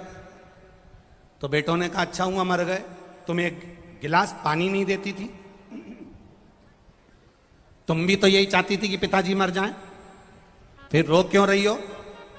बहुए कहने लगे तुम्हारे पिताजी मर गए उसका दुख नहीं है, पर दुख इतना सा है तिजोरी की चाबी ना जाने कहां धर गए, इसलिए हम रो रही।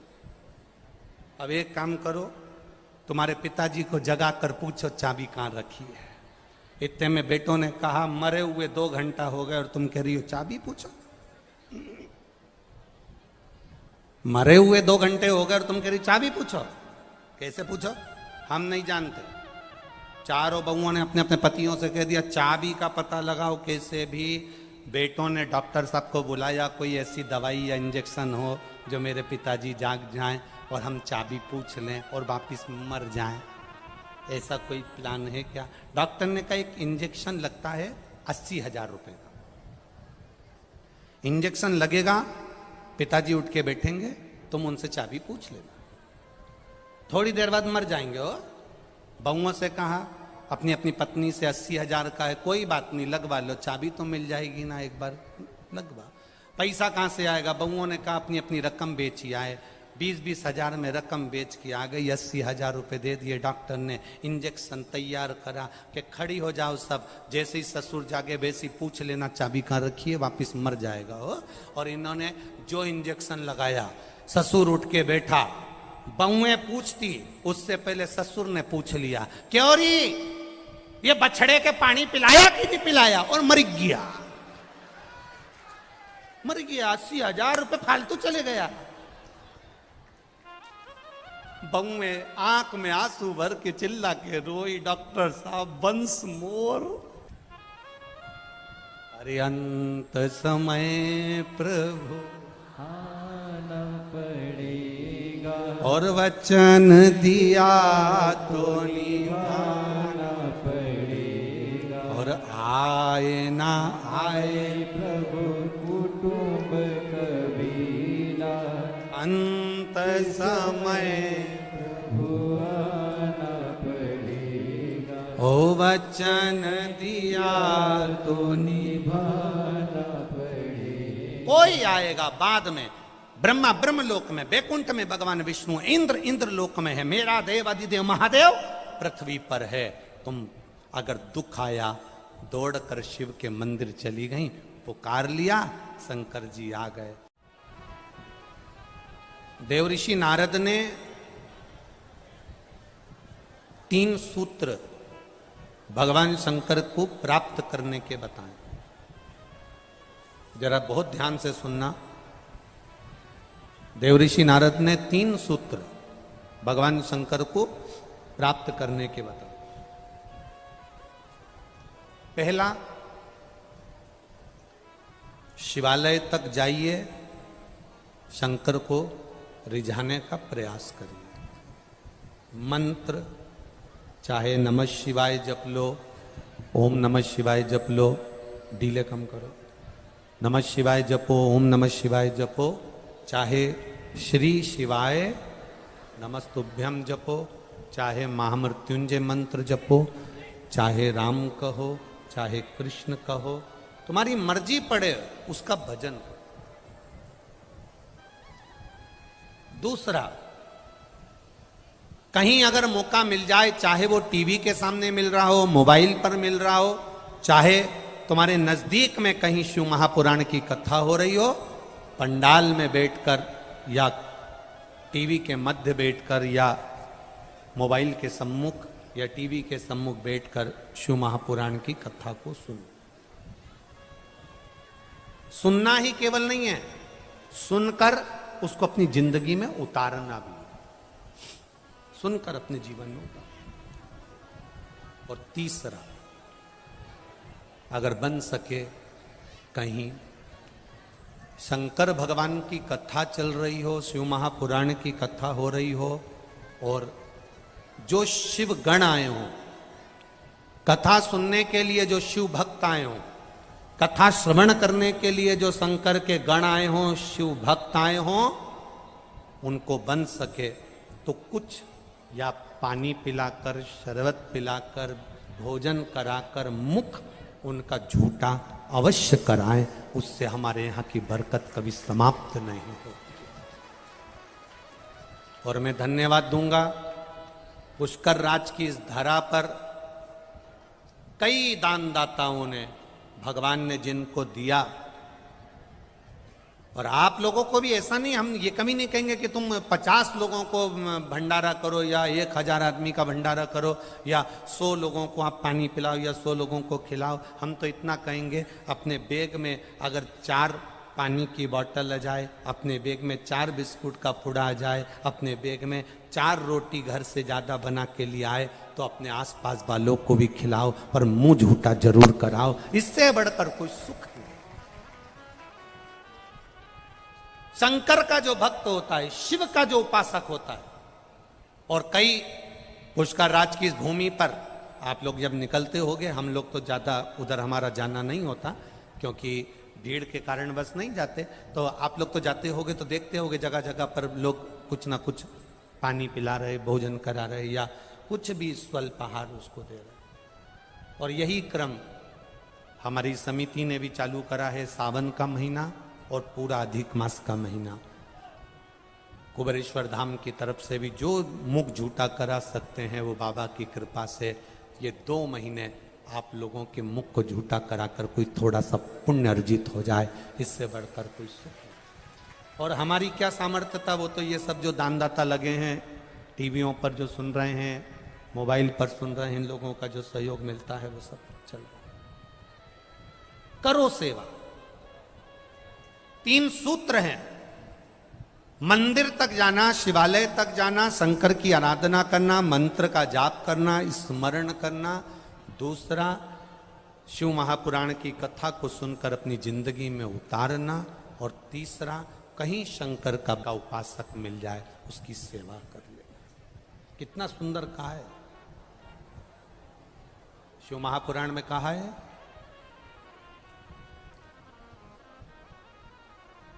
हमने पहले भी कथा में कहा, अगर मान लो संतान का सुख नहीं है, संतान का सुख नहीं है, 20 साल हो गए, 25 साल हो गए, 30 साल हो गए, संतान का अगर सुख नहीं है तो शंकर का कोई भक्त मिल जाए, शिव का कोई उपासक मिल जाए, या कोई ब्राह्मण देव, वेद शास्त्र का ज्ञान रखने वाले, अपने जीवन को सार्थकता में, सात्विकता में जीने वाले, ऐसे ब्राह्मण को जोड़े से उनके बच्चों के साथ बेलपत्री के पेड़ के नीचे भोजन करा देना, खीर खिला देना, और उस खीर के भाग को पति पत्नी दोनों अवश्य पाना। उससे संतान का सुख भी मेरे बाबा प्रदान कर देंगे। सफेद आंकड़े की जड़ का प्रयोग करो, तुम रुका जी वाला, और साथ में ये प्रयास करिए। एक बड़ा सुंदर संवाद आता है स्कंद पुराण का। देवऋषि नारद निकल के जा रहे थे और एक बूढ़ी मां ने, ज्यादा बूढ़ी नहीं कह सकते, एक मां ने नारद जी के चरण पकड़ लिए। और मां ने नारद जी के चरण पकड़कर कहा, नारद जी आप तो देवऋषि नारद हो। नारद जी बोले, हाँ नारद जी आप देवऋषि नारद हो, मेरे मन की एक बात है, मैं आपसे कह सकती हूँ। नारद जी ने बोला, क्या बात है, बोलो क्या बात कहना चाहती हो।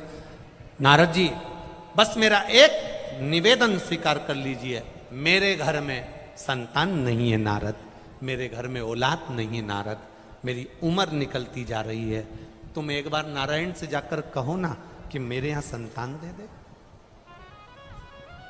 मां ने नारद जी के चरण पकड़ लिए। नारद जी ने कहा, मैं पूछ के आऊंगा भगवान से कि आपके यहां संतान कब होगी। नारद जी श्रीमन नारायण करते करते करते करते बैकुंठ पहुंच गए। नारद जी जब बैकुंठ में गए, भगवान नारायण विश्राम कर रहे थे, लक्ष्मी जी चरण दबा रही थी। लक्ष्मी जी की दृष्टि नारद जी पे पड़ गई।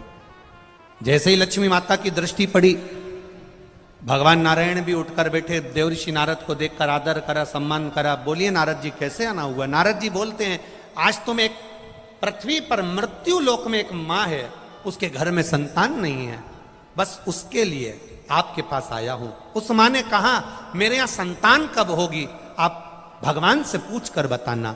इतने में नारायण ने ध्यान लगाकर देखा कि कौन मां ने प्रश्न किया, और नारायण ने कह दिया इसके यहां संतान का सुख 7 जन्म तक नहीं है। इसके यहां संतान नहीं है, इसके यहां औलाद नहीं है।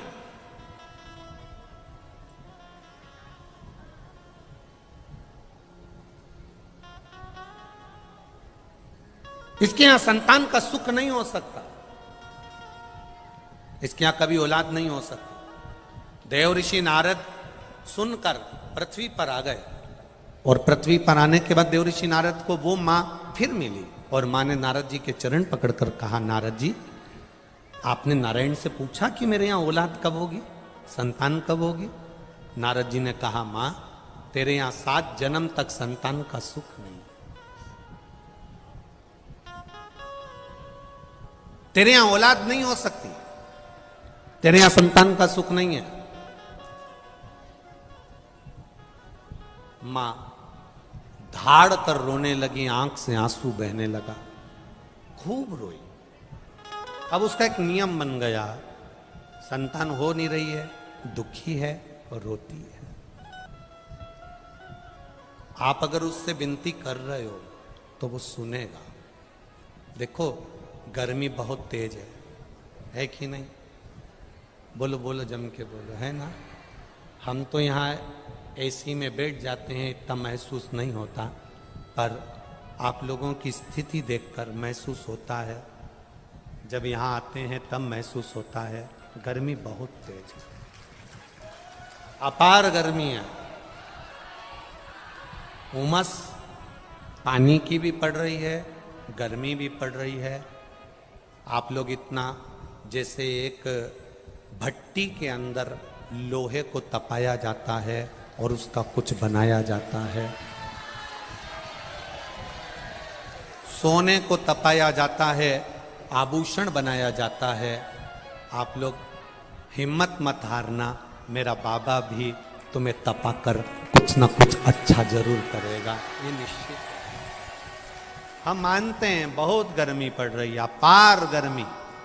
ऐसी गर्मी तो हमने बिहार में भी नहीं देखी, इतनी गर्मी यहाँ पर पड़ रही है। हम मान रहे हैं सब चीज, और आप लोगों की संख्या में कोई कमी नहीं आ रही।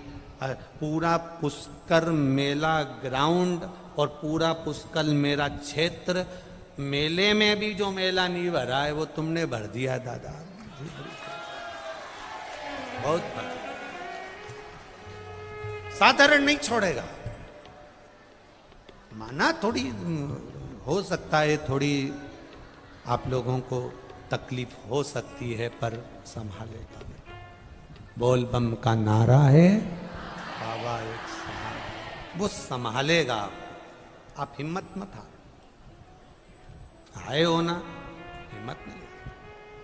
आज अपने को लग गया कि गर्मी तेज है तो कल अपने साथ चलो तो थोड़ा सा पानी की बोतल में ही ग्लूकोज वगैरह घोल कर 2-4 टॉफियाँ लेकर चूसने के लिए अपने बैग में लेकर चलो, आसपास वालों को भी देते चलो।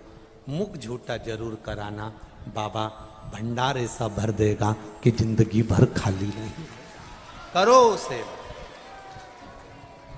नारद के शब्द सुनकर वो मां रो रही है, मेरे घर में संतान का सुख नहीं है, मेरे घर में औलाद नहीं हो, संतान नहीं। जब कहीं से संतान का सुख नहीं होता तब जगह जगह से जब हार जाओ तब महादेव की शरण में जाओ।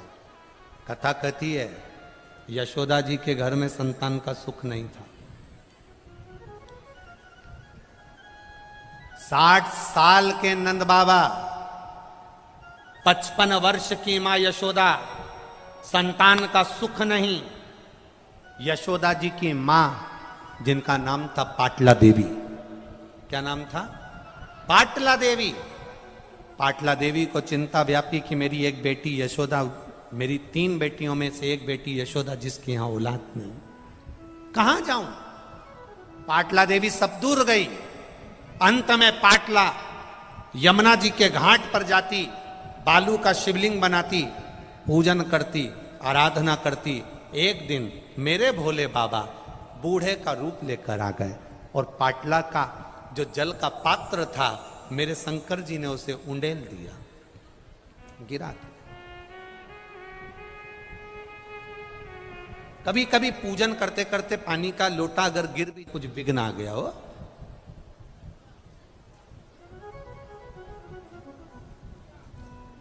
शुभ मुहूर्त देखकर घर से चलो ना चलो चलेगा, पर शंकर जी का मुख देखकर चल दो तो मुहूर्त भी शुभ हो जाता है।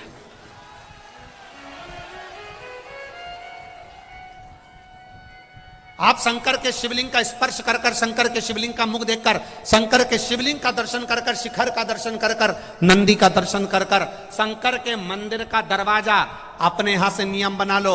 मैं जब भी कहीं जाऊंगी तो शंकर जी के मंदिर के सामने से जाऊंगी। मेरे गांव से बाहर निकलूंगी तो शंकर के मंदिर के सामने से निकलूंगी। उसके दरवाजे से निकल कर जाना, उसकी चौखट के सामने से। शुभ मुहूर्त देखकर घर से निकलो ना निकलो चलेगा, पर महादेव का दर्शन कर कर निकलना तो मुहूर्त भी शुभ होता चले जाएगा। आपके जीवन में कभी तकलीफ नहीं आए, मुहूर्त शुभ।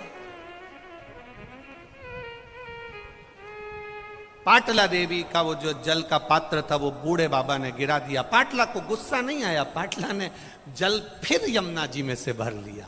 यमुना जी में से जल भरा, जल फिर गिरा दिया, फिर जल भरे, फिर गिरा दिया।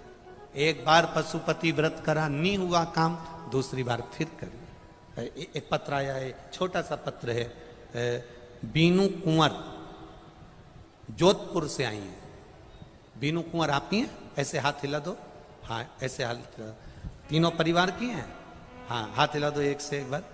बीनू कुंवर जोधपुर से हैं गुरुजी। एक लोटे जल का और पशुपति व्रत का क्या बखान करूं। मेरा बेटा मैकेनिक की ट्रेनिंग में लगा हुआ था, 3 साल से तैयारी कर रहा था, नहीं हुआ। पशुपति व्रत करा एक बार, बेटे का नहीं हुआ, हिम्मत नहीं हारी। दूसरी बार पशुपति व्रत करा, बेटे ने भी करा, और बाबा की कृपा से मेरा बेटा अहमदाबाद में सिलेक्शन हो गया और रेलवे की नौकरी कर रहा है। मैं यहां प्रणाम करने के लिए, बधाई आपको बहुत बहुत। बेटी है, हर हर महादेव। हिम्मत नहीं हारना। एक बार में नहीं हुआ ना, तुम सोच लो कि भाई मैं मंदिर जाती थी और मेरा काम नहीं हुआ, मैं जल चढ़ाती थी मेरा काम नहीं हुआ, 3 महीने मैंने देखा मेरा काम, ना ना ना ना, तेरे मंदिर में आना मेरा काम है और मेरी बिगड़ी बनाना तेरा काम है। उसकी चौखट नहीं छोड़ना, उसका दरवाजा नहीं छोड़ना, उसके द्वार जाना नहीं छोड़ना। लगन तुमसे लगा बैठे जो होगा, देखा जाएगा तुम्हें अपना बना बैठे जो होगा। उससे लगन लगा लो एक। अब पाटला देवी का पानी का लोटा बार बार डुल रहा है, क्रोध नहीं आया। आखिरी में भगवान शंकर जो बूढ़े के रूप में थे, परीक्षा लेते रहे, फिर कह दिया, पाटला तेरी बेटी यशोदा के यहां संतान का सुख नहीं है, पर एक काम कर, सावन का महीना है,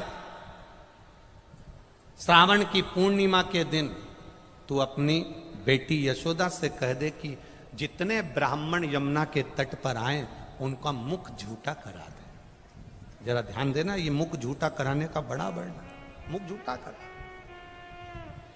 यशोदा जी के पास खबर गई, नंद बाबा ने ब्राह्मणों को निमंत्रण दे दिया, भोजन में खीर और मालपुआ बन गया।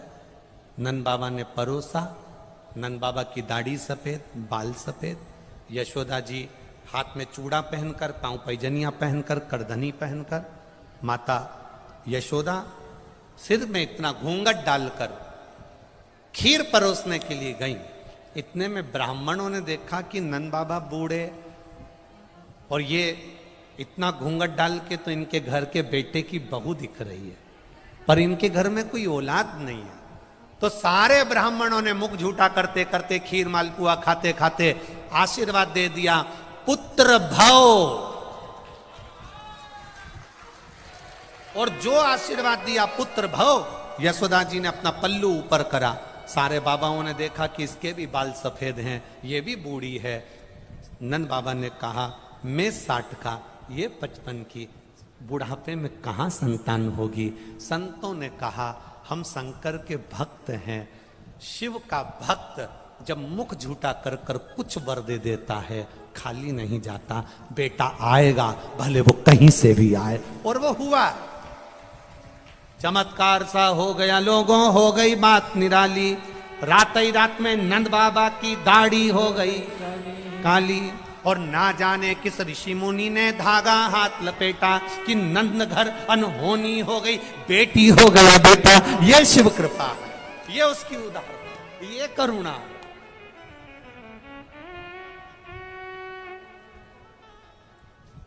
तो हम क्यों चिंता करें?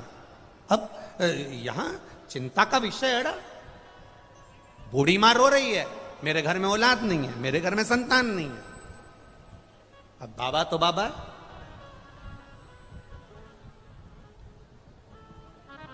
बाबा तो बाबा।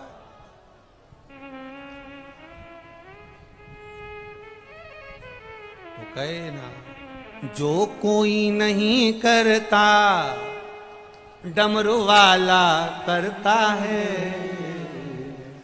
जो कोई नहीं करता डमरू वाला करता है। खाली रही झोली वो ही तो भरता है। खाली रही झोली वो ही तो भरता है। हर पल, हर घड़ी, हर क्षण हमारे साथ चल रहा है। हर पल। बिलक पड़ी बूढ़ी मां, आ गया बाबा। 4 संत आए, भस्म रमाकर, जटाजूट बांधकर, अलग जगाते हुए उस गांव में आ गए। और गांव में आकर चिल्ला कर कहने लगे, बहुत भूख लगी है मां, बहुत भूख लगी है, आज कुछ दे दीजिए। भूख लग रही, भूख लग रही है, कुछ दे दीजिए मां। अब कई बार मांगने वालों से चिढ़ाने लगती है। बोलो सही है कि गलत? कई बार मांगने वालों से चिढ़ाने लगती है। आपसे निवेदन है, आप 1 रुपया भी किसी को मत दो। हम नहीं कहेंगे कि तुम दो। आप तो अपनी 4 व्हीलर गाड़ी में थोड़े से बिस्कुट के पैकेट रख लो, या 4 रोटी ज्यादा बना के पेपर में लपेट के रख लो। कोई भूखा है ना, उसको रुपये की जगह आप वो देकर आगे बढ़ जाना, वो जीवन का एक सुख प्रदान कर जाएगा। हम नहीं कहेंगे कि तुम करोड़ों का धन प्रदान करो।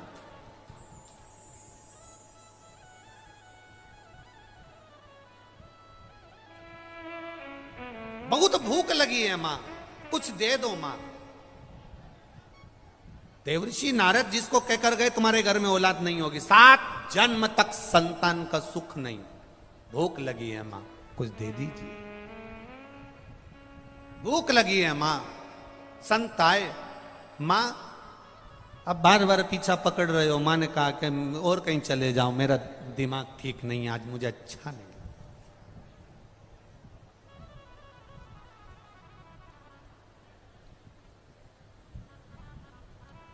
भिखारी को देखकर, कांच चढ़ा लेने वालों, भिखारी को देखकर हम फिर कहेंगे भिखारी को तुम पैसा मत दो, भोजन तो दो ना, अन्न का कण तो दो। भिखारी को देखकर कांच चढ़ाने लेने वाले थोड़ा ध्यान देना। जिस दिन तुम मेरे भोले बाबा के पास मांगने जाओगे और उसने भी कांच चढ़ा लिया तो फिर कहां जाओगे? कभी कांच चढ़ाओ मती। अन्न रखा है, दीजिए। बिस्कुट का पुड़ा रखा है, दे दीजिए। एक टॉफी पास में रखी है, दे दीजिए। गुड़ की डली पास में रखी है, दे दीजिए। मिश्री का टुकड़ा पास में रखा है, दे दीजिए। ये लीजिए। ये प्रदान करते।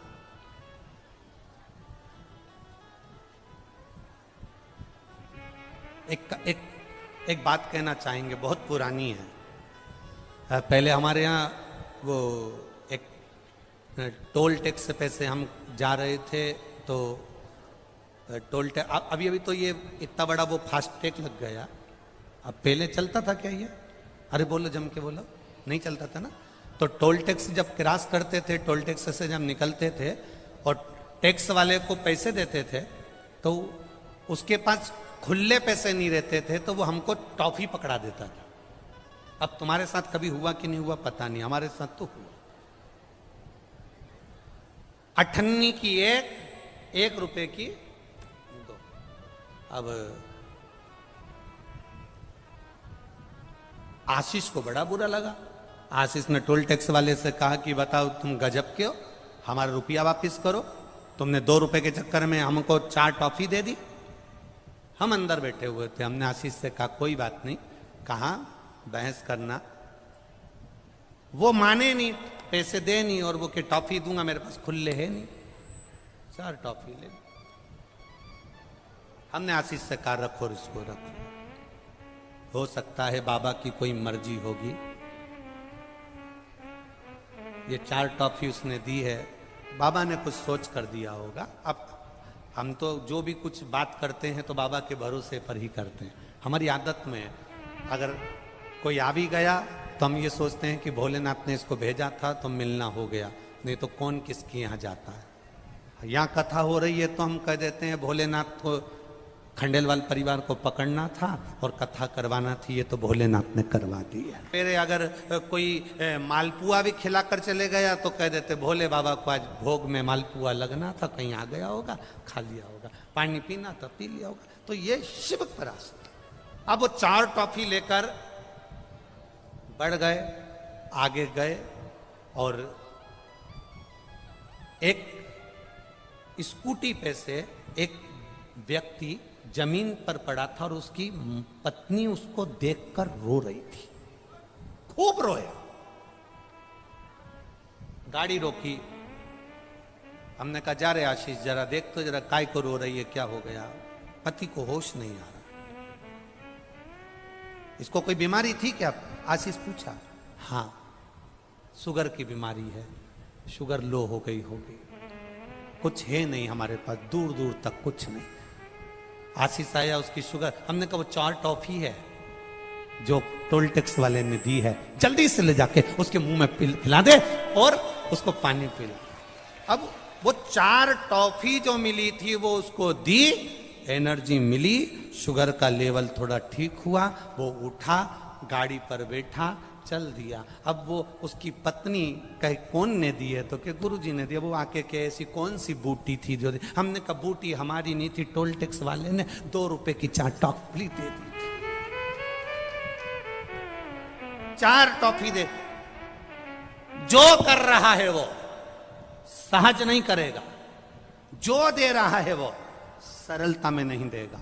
जो उसने करा वो कभी कम ना करेगा।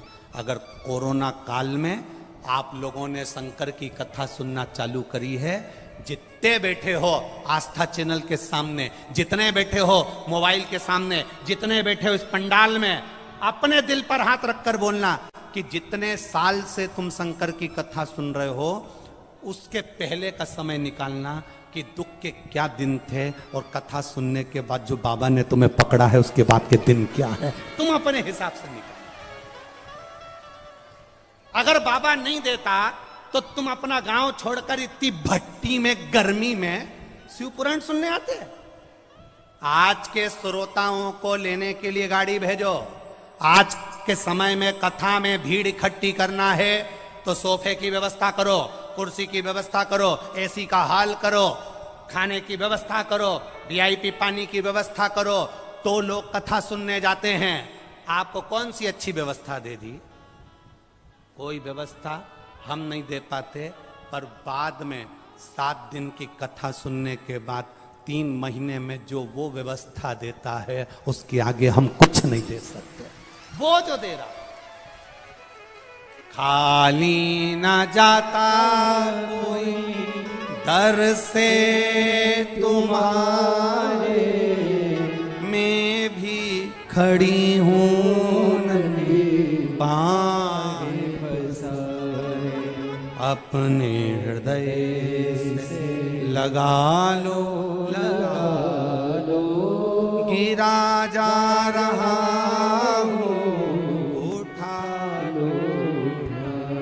देवर्षि नारद ने मना कर दिया, संतान का सुख नहीं। बाबा जी कह रहे हैं मुझे भूख लगी है, वो पीछा पकड़ लिए। माँ कह रही मेरा चित्त अच्छा नहीं है, मैं भोजन नहीं करा सकता, नहीं हमें करना है। माँ ने कहा बैठे रहो यहाँ पर। बूढ़ी माँ ने बाबाओं को एक जगह पर बिठाया, अंदर गई, अपने घर जो पड़ा था वो बना कर ले आई और लाकर बाबाओं को भोजन कराया। भोजन कराया तो बस बाबा ने मुंह झूठा करते ही कह दिया, माँ तू अकेली दिख रही है, तेरे साथ कोई है नहीं, हमारा वर है, तेरे घर संतान आएगी, आशीर्वाद दे दिया। पुत्र भव। अब बूढ़ी माँ बाबा के सामने ठाका लगाकर हंस दी। बूढ़ी माँ खूब हंसी कि नारद जी ने क्या कहा था, भगवान विष्णु ने क्या कहा है, 7 जन्म तक संतान का सुख नहीं है। हंस दी बूढ़ी माँ, हंसी। ठीक है बाबा, आपने जो दिया आपका आशीर्वाद हमें स्वीकार है। समय आया, माँ के घर में बेटे ने जन्म ले लिया। माँ के घर में बेटे ने जन्म लिया। जन्म लेकर बेटा थोड़ा सा बड़ा हुआ। देवऋषि नारद आज फिर उसी मार्ग से निकल कर जा रहे थे तो क्या देखा कि बूढ़ी माँ अपने बेटे को भोजन करा रही। पूछा, देवऋषि नारद अंदर गए, मां से पूछा, मां तेरे घर में औलाद कब हो गई? बूढ़ी मां ने कहा 4 संत आए थे, शंकर के उपासक थे, उनने भूख में भोजन मांगा, मैंने भोजन दे दिया, उन्होंने वर दे दिया, तेरे घर पुत्र होगा। नारद जी को क्रोध आ गया, दौड़कर भगवान विष्णु के पास गए। आपने तो कहा था कि 7 जन्म तक इसके यहां संतान का सुख नहीं है। आपने तो कहा था 7 जन्म तक संतान का सुख नहीं है। फिर 7 जन्म तक संतान का सुख नहीं था तो फिर ये औलाद कैसे हो गई? भगवान नारायण ने नारद से कहा, सुनो नारद, शिव का कोई भक्त होता है, कोई संत, कोई साधु, कोई सहज शिव उपासक होता है। जब उसका मुख कोई झूठा करा देता है और वो जब वर देकर जाता है तो विधान भी पलटना पड़ता है और शिव के अनुसार देना पड़ता है।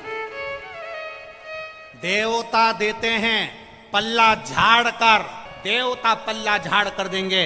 ब्रह्मा जी देंगे तो तुम्हारे विधान में जो लिखा होगा वो देंगे। भगवान नारायण देंगे तुम्हारे भाग्य में जो लिखा होगा वो देंगे। इंद्र देंगे तुम्हारी किस्मत में जो लिखा होगा वो देंगे। 33 कोटि देवी देवता तुम्हारे भाग्य में जो लिखा है वो देंगे। पर मेरा महादेव भाग्य नहीं देखता, मेरा महादेव तो इतना देखता है कि तुमने किसी प्यासे को पानी पिलाया, तुमने किसी भूखे को भोजन कराया, तुमने किसी को औषधि दे दी, तुमने किसी जनमानस का कुछ सहयोग करा है। इसलिए हमारे यहाँ कहते हैं सेवा मूल है। हमारे यहाँ ये दिखावा, तुम मंदिर में दिया लगाओ मत लगाओ, तुम मंदिर में जाकर अगरबत्ती लगाओ ना लगाओ, पर किसी गरीब को, किसी साधारण को, और गरीब को भी जाने दो, तुम्हारे परिवार में अगर कोई दुखी है उसको तुम अगर एक मीठी वाणी भी प्रेम से बोल दो, उतने में दिया लगाने के बराबर फल प्राप्त हो जाता है। ये सुख, ये आनंदता है।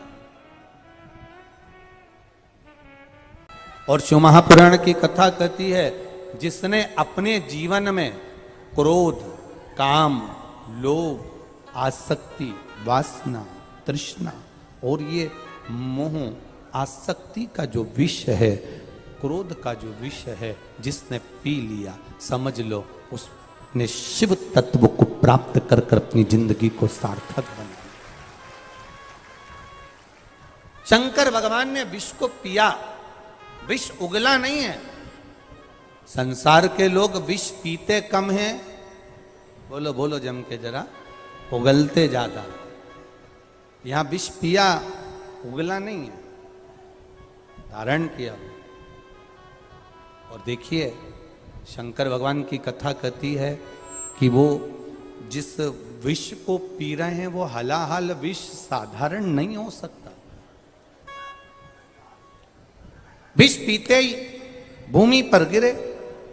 अब देव अधिदेव महादेव जैसे ही विष पिया, पीते ही भूमि पर जब नीचे की ओर बैठे, देखते से ही माता सती ने, माता पार्वती के चित्तवृत्ति में आया कि मेरे महादेव ने ये विष पी लिया है, मेरे बाबा ने ये विष धारण कर लिया है, ये विष पिया है।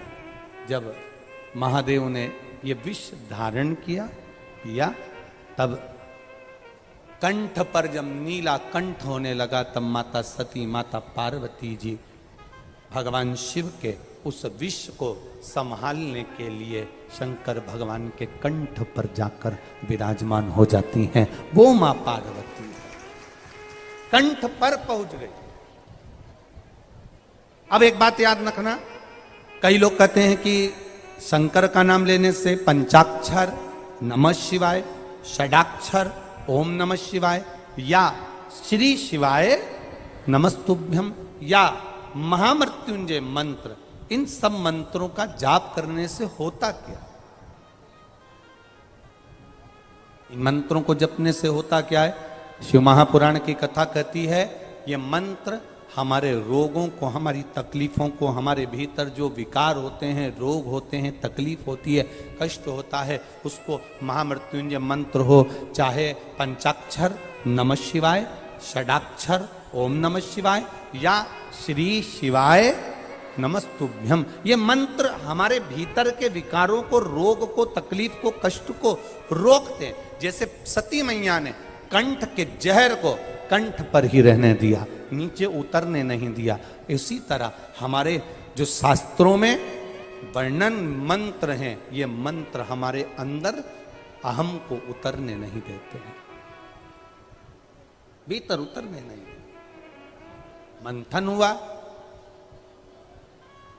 भोले हैं शंकर, सहज जो होता है, सीधा जो होता है, विष उसी के खाते में गया। एक घर का बड़ा व्यक्ति होता है, घर का छोटा व्यक्ति होता है। घर में 2 बेटे हैं, 3 बेटे हैं, 4 बेटे हैं, 5 बेटे हैं। कोई कोई बिल्कुल भोला होगा, सीधा होगा, सरल होगा, और कोई कोई पूरे कार्य के प्रति जागरूक होगा। बाबा ने बनाई इस सृष्टि में, सबको बनाया।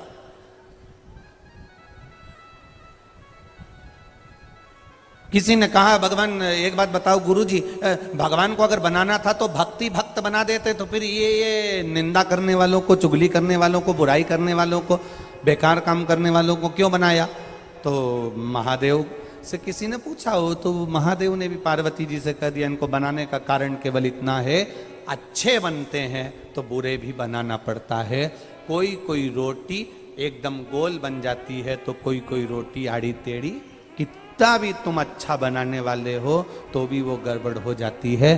कोई कोई सब्जी अच्छी बन जाती है तो चटनी गड़बड़ हो जाती है। पूरी थाली में 10 तरह का पकवान है, सबका स्वाद अलग है। उसी तरह संपूर्ण विश्व में जितने मनुष्य रह रहे हैं, सब एक जैसे नहीं हो सकते, सबका स्वभाव अलग अलग हो जाता है। बस देव अधिदेव महादेव की कथा कहती है कि सबको निभा कर चलना है, और देव अधिदेव महादेव का भजन करते हुए बोल बम का नारा है,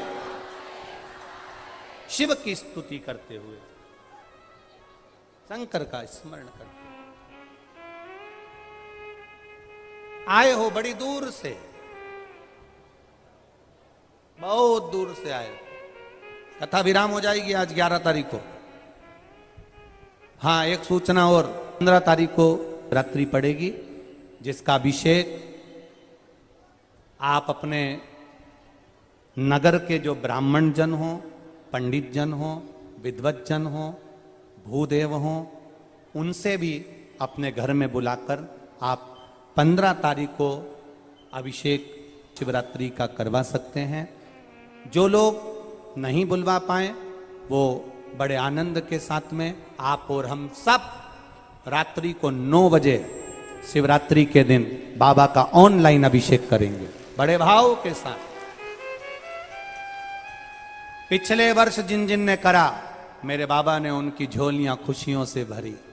अपने घर में थोड़ी सी मिट्टी लाकर उसका शिवलिंग का निर्माण करना थाली के अंदर, और जो पूजन का सामान यहाँ से बताया जा रहा है आस्था चैनल के माध्यम से, रोज प्रतिदिन ये पूजन का सामान कथा चालू होने के पहले और बाद में बताया जाएगा। 1 लोटा जल, गेहूं के 21 दाने जिससे वंश वृद्धि के लिए रहें, कमलगट्टे 5 क्योंकि कमल के फूल नहीं मिल पाते इसलिए कमलगट्टे बाबा देवाधिदेव महादेव को चढ़ाने के लिए, चावल साबुत दाने मतलब आखा दाना, चावल टूटा हुआ ना हो, 108 दाने चावल के, काली मिर्च 21, काली तिल 1 चुटकी, धतूरा 1, बेलपत्र 7, शमी के पत्र 7, गुलाब के फूल लाल मिल जाएं तो सबसे अच्छी बात है 7, ना मिले तो सफेद पुष्प भी चलेंगे कोई से भी। गोल सुपारी, पूजन की सुपारी 3 क्योंकि 2 गोल सुपारी का गणेश जी गोरा जी बनेगा, 1 सुपारी का संकल्प, जनेऊ का जोड़ा 2, देसी घी का दीपक 2, 1 दिया अखंड चलेगा अभिषेक तक और 1 दिया आरती उतारने के लिए, फल 5, मिठाई प्रसाद जो तुम्हारे घर में हो, गुड़ हो शक्कर हो या जो आप बाबा को भोग लगाना चाहो आपकी मर्जी, इत्र, पीला चंदन कुछ मात्रा में, मौली कलेवा नाड़ा जो हाथ में बांधते हैं लच्छा वो, कपूर आरती के लिए, लौंग इलायची बाबा को तांबुल के लिए, पंचामृत थोड़ा सा कटोरी में भी बना लें, थोड़ा थोड़ा सा अलग भी रख लें, दूध दही घी शहद शक्कर गंगा जल आदि ये भी रखें, और शिवलिंग बनाकर तैयार रखना। रात्रि को 9 बजे पूजन की थाली लगाकर रखना जिसमें रोली मौली चंदन अबीर गुलाल सब रखा हुआ हो, ऐसी थाली लगाकर रखना। और बाबा की तैयारी, कोई ब्राह्मण देव भूदेव विप्रजन ब्राह्मण जन अगर आपके परिचित में हो तो उनसे भी आप बुलाकर साथ में ऑनलाइन अभिषेक के साथ में आप कराइए भाव के साथ में। नहीं मिले ब्राह्मण तो आप खुद घर के, अब की बार रात्रि को 9 बजे इसलिए रखा क्योंकि पुरुष भी आ जाएं, क्योंकि वो भी दिन भर दुकान पर बैठते हैं, नौकरी में रहते हैं। हम तो बाबा से ये प्रार्थना करेंगे कि जो जो अभिषेक में बैठे और जो वो काली मिर्ची समर्पित करे उसकी जिंदगी में कभी कोई बीमारी ना आए, बस इतनी कृपा करें। प्रथम सुख, पहला सुख कौन सा है? निरोगी काया। दूसरा सुख है घर में माया। हमारे घर में हम स्वयं पार्थिव शिवलिंग का निर्माण करें। 1 घंटे 9 बजे से 10 बजे तक रात्रि को 15 तारीख को ऑनलाइन शिव जी का अभिषेक शिवरात्रि के दिन सावन महीने का होगा। ये भाव के साथ हम अलवर की भूमि से कराएंगे। आप सब अपने अपने घरों में परिवार के साथ आनंद के साथ बैठकर एक उत्साह के साथ में मुंह उतार कर नहीं, मेरा बाबा शिवरात्रि के दिन तुम्हारे घर में सावन जी के साथ खूब आनंद के साथ उत्साह के साथ में, और टीवी की आवाज तेज कर कर जिससे शब्द की गुंजान बाहर तक जाए, और श्री शिवाय नमस्तुभ्यम बोलते बोलते नमः शिवाय पंचाक्षर मंत्र ओम नमः शिवाय बोलते बोलते करें। ये बार बार नहीं होता, साल में 1 बार हम लोग कराते हैं और आप लोग साथ में करते हो। घर में मिट्टी का शिवलिंग और विसर्जन करना है। तालाब सरोवर बावड़ी कुआं कहीं जाने की जरूरत नहीं। अपने पास में जो वृक्ष हो, पेड़ हो, मट्टी का कुंडा हो, पौधा लगा हो, वहीं पर विसर्जन भी आप उसी में करें, जिससे हमारी नदी तालाब बावड़ी स्वच्छ रहे, पवित्र रहे। विसर्जन भी उसी दिन रात्रि को उसी समय पर बड़े भाव के साथ पूजन के साथ करें।